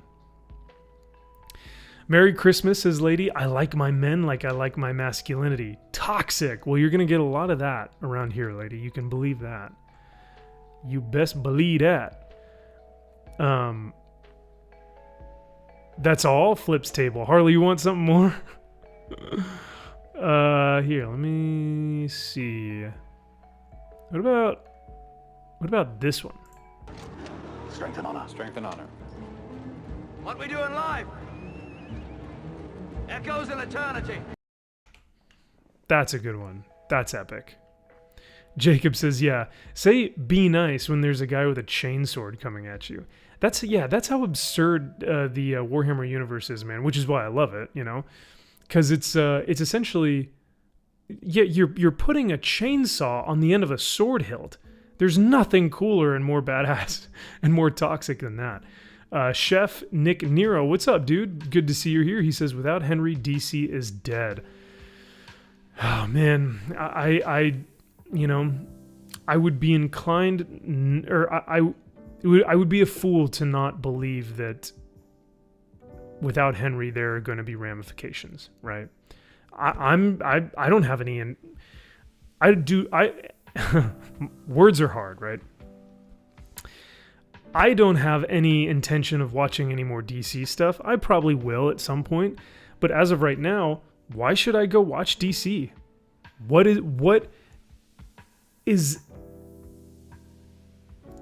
is forcing me right now? Or maybe not forcing, but what is getting me to buy a ticket and go actively support Warner Brothers right now? It was going to be Henry Cavill coming back as Superman, but they fucked right off with that. So I don't have any type of incentive. That's the word. I don't have an incentive to go back. So yeah. I heard you like swords, so I put a chainsaw on your sword. Exactly. It's not the role of a CEO to write the film. To lead effectively, he needs to step back and oversee. Jay, yeah. I like that. If you are a good manager, you will hire people that you can effectively delegate into other positions. I like that. Oh yeah, Soul Assassin. I couldn't imagine a Space Marine, part of the Adeptus Astartes, crying in a corner. Yeah, but the demon of chaos, the Slaanesh demon, showed me images of horrific things. That was a perfect 200 characters. Noise. Writing is one thing, casting Superman is another. Writing is one thing, casting Superman is another problem. Whoever they pick is going to have to deal with both the Snyder and Cavill fans. Oh shit, you're right, Soul. Oh my god, I didn't really even think about that. But yeah, that's going to be tough. All those useless ass hats think that they can literarily change the world because they've been told their whole lives that they can do anything and be great at it. There's no responsibility. The thing with that, Harley, is that, like, you know when you get a lot of individuals who, Hollywood elites, if you will, who go up onto the stage and they, like, praise, like, you know, they claim all this really heavy, heady stuff that's like when Leo won his Academy Award and was like, the biggest threat to the world is global warming, and everyone starts clapping and stuff. A lot of these actors and actresses don't even realize that they're not actually doing anything, right? Like, that's great that you say that, but, like, are you actively giving, like, money to these causes? I would argue that 9 times out of 10 they're not. Or like, say a director or a creator is like Avatar. Avatar just came out, right? 3 hours of just self-indulgent wankfest. James Cameron could have used that money for his, grand movie. He could use all that money that they spent on a film with blue people, and he could have put that into a cause that is so much better than anything Hollywood has ever thought about. He could have put all that money into, and then they would say, well, so could Elon Musk. We're not talking about Elon Musk. We're talking about y'all. Because these Hollywood elites think that they continue to actively virtue signal on Twitter or whatnot. Put your money where your mouth is. You got the billions. You got the money. Put it into something great. I don't know. Maybe that's just me, though. Let's get avatared. You know what else leaves an impression? Hermes. Oh, no. I haven't watched Superman since Christopher Reeve, and then Henry came along. Christopher Reeve, whew, he is one of the greats, and it's such a thank you for bringing him up.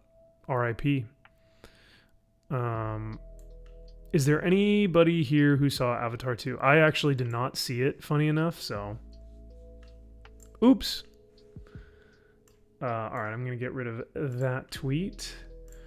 You know what's funny though is I actually, on our docket tonight, I was going to bring up this, but I don't think we have enough time. But this is wild. This was wild. I don't know if I'm going to do a video of this or not. There's so much here. There's so much lore to the Henry Cavill week that we didn't even touch on, guys. Like this whole, disclaimer from the Witcher franchise. And then literally like a day or two later, after all the backlash, the woman who allegedly made all those allegations is like, I'm so sorry. None of that is real. I didn't mean any of that. Nothing happened. Henry Cavill is great. And like just full on panic mode. Like, this is wild. This is in a span of a week. In a week. Flaccid says, what will you see first, Avatar or Top Gun? Oh, Top Gun. Absolutely, dude. See, Top Gun I actually have to go see. Avatar I will not go see. I don't need to see Avatar. There's nothing...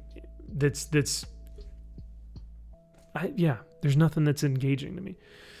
Harley Dave, burn it with a heavy flamer. Exactly.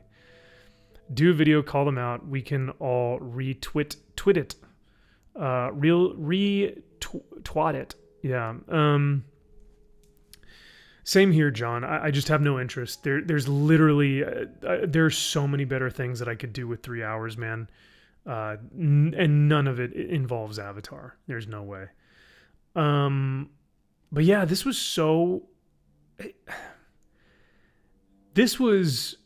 something to behold. It was like a fan fiction gone wrong. It was a fan fiction that had ramifications, essentially. Because I guarantee you that that was tweeted first, I would encourage you guys to go take a look at this.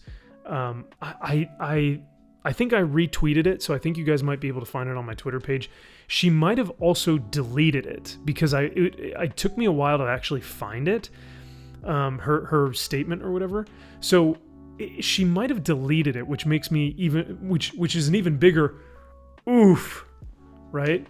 So if she deleted it, that's wild. But her response to it is even more wild. After all the allegations, after all the toxicity that she claimed, after all this stuff, and people just we were not having that, right? Because none of it tracked.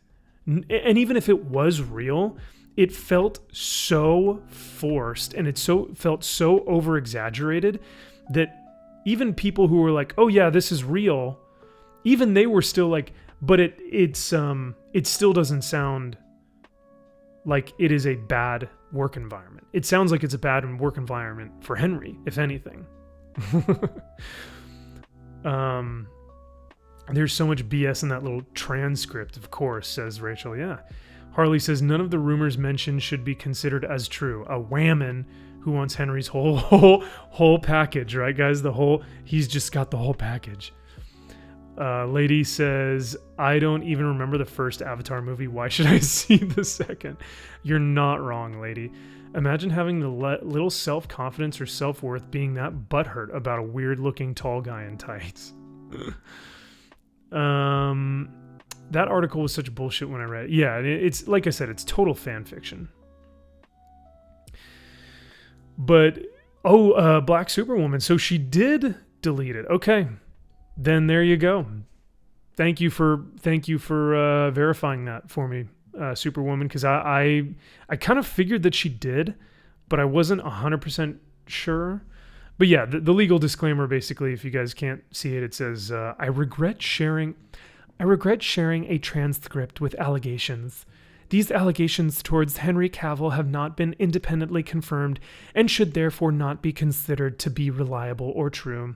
I did not mean harm in sharing, nor did I intend for any slander to occur. Which, if you read her initial transcript here, there's no way that she wasn't trying to make Henry Cavill seem like a bad guy. Because if you read this, it says, so she goes, I did not mean harm in sharing, nor did I intend for slander to occur. I did not mean harm in sharing. Absolutely you did. You call him out as being toxic. You call him out as being a misogynist. You call him out saying it was impossible to work with him. Though, whether you intended to or not, you made him seem, if this were true, like a total arrogant prick that was, like you said, impossible to work with. So I did not mean harm in sharing. Bullshit you did. You absolutely meant like awful harm on him. That was why you posted it. Because why other would you be posting it just to be like, here's a warning to all my friends? No, you posted it because you were like, I need to tell the world how terrible Henry is, and by doing so, I will harm him in posting that, right? Mags is laughing. She goes, she deleted it. It was at this moment the blue-haired Rockets realized they may have actually fucked up.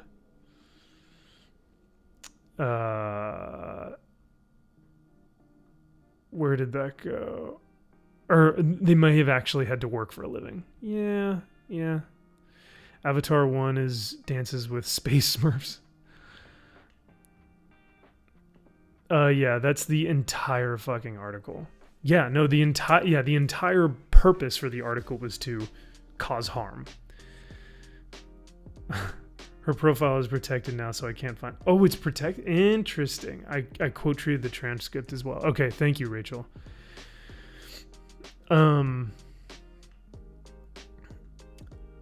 I apologize for the upheaval this has caused, as I never intended it for it to get this blown up out of proportion. I'm sorry, I refuse to believe that notion. Because if you post anything on Twitter, if you post anything on the internet, you have to recognize that at some point it may get traction and it may get pull from either political parties or ideological parties or whoever it is. You run the risk of potentially having whatever it is that you post on the internet, especially if you have a big following. Like, if that is true, if she says that she never intended for it to get blown out of proportion, which I don't believe. I believe that she did intend for it to get blown out of proportion, but she was just hoping for a different outcome. She was hoping for people to be on her side. There's just no self-reflection or self-awareness if that is the case.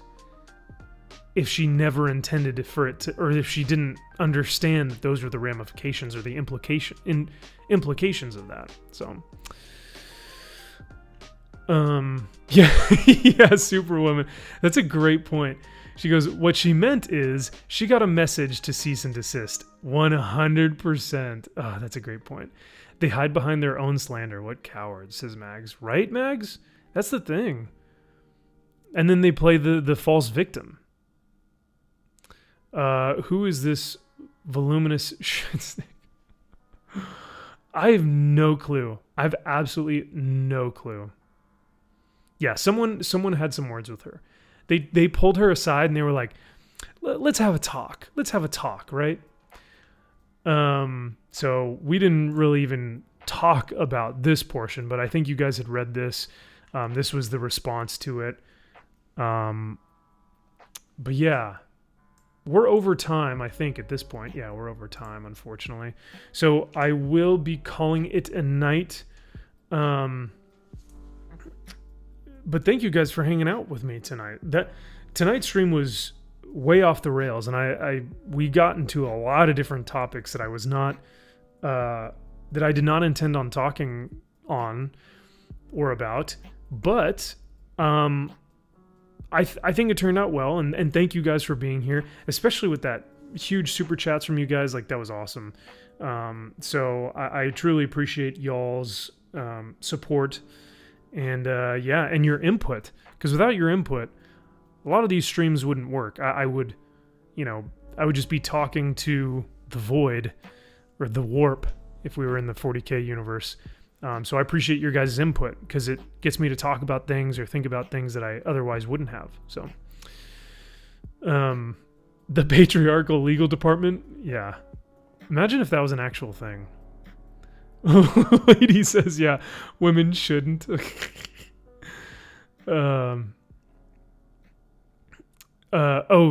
had to finish her. Flaccid, this is why women shouldn't have Twitter accounts. Oh my lord. Flaccid, that is misogynistic and patriarchal and sexist. How dare you?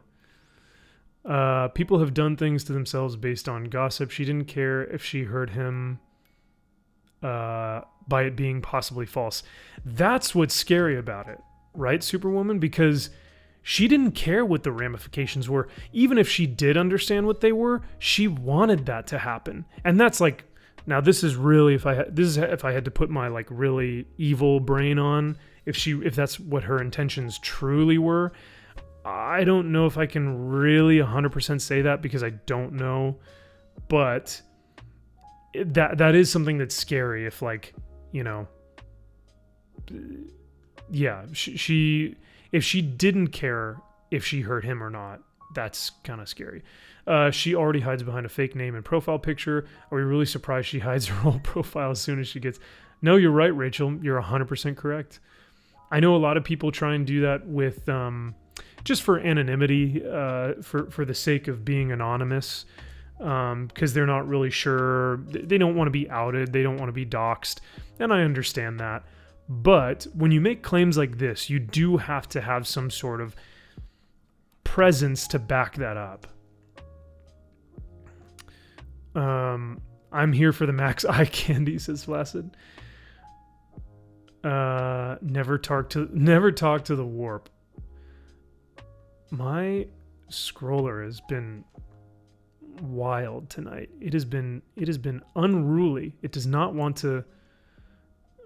Lady says unironically based. Where we're going, we don't need rails. I guess that's true. Because we always end up in the same place, which is exactly where we need to be. Monopoly celebrates 7 months of a membership. Great stream tonight. Merry Christmas, Max and chat. Dude, Monopoly, thank you for the 7 months of a membership. Yeah, tonight is what? Episode 30? That is freaking rad. Thank you guys so much. Max's Man Cave is in full effect. You know Max is a total smash, right? Oh, well, thank you, lady. I can only hope so. I'm humbled by that. It's wholesome. I'm just being facetious. All they wanted to do is post to get the attention. That's it. Henry was all they had, and now they're all screwed. Zaxx says, I'd smash Flaccid just to get to Max. And Flaccid says, yes, smash every day. I'm honored. I'm absolutely honored. If I did it, I don't even think I need to do a poll, because it would just be all smashes. So no poll tonight. But maybe another time we'll do a smasher pass on me. Wouldn't that be something? If only the poll could tell you who said no, like who said smash, who said pass. Personally, I'll never fully understood the whole anonymous profile thing. Own up to your opinions and ideas. Anonymity gives people a dangerous sense of invincibility. That is the scary portion of the internet, for sure. The fact that you can say anything behind a wall and have no ramifications or responsibility for your actions or for what you say, that's pretty scary. And it gets abused and taken advantage of a lot of the time, which is why the internet is so insane. So yeah. Anyway, thank you all for smashing. Thank you all for being here tonight. Happy workday, Santa, says Harley Dave. Happy workday to you, Harley. Thank you. And we'll do this. I'll keep you guys updated in terms of whether we want to do a stream next week, like on Friday night or something. If that's the case, I will post it, on all the socials, Twitter, Instagram, and here on YouTube. And we'll do something fun. We'll talk about maybe like favorite Christmas movies or best like holiday Christmas presents. Like we'll do something fun like that. It'll be super lighthearted and just really chill. And if not, then we'll do something in the new year. But other than that, I think we can look forward to some Warhammer videos. Whoop whoop. Hell yeah, for the Emperor.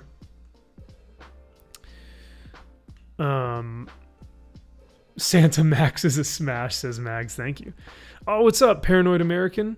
Pseudonyms used for the same reason over the past 1,000 years. Yeah, no, that's actually a good point. Controversial ideas sometimes are dangerous to ink your name to. Oh, okay. Yeah, I could see that.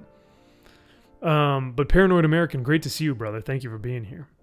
Merry Christmas, Tank Top Santa. Thank you, and Merry Christmas to you, Jay, our beautiful Adeptus Sororitas. Been awesome MVP in chat. Have a good night and Merry Christmas. Thanks, Soul. Thanks, dude. Smash the whole package, right? You're just the whole package, chat.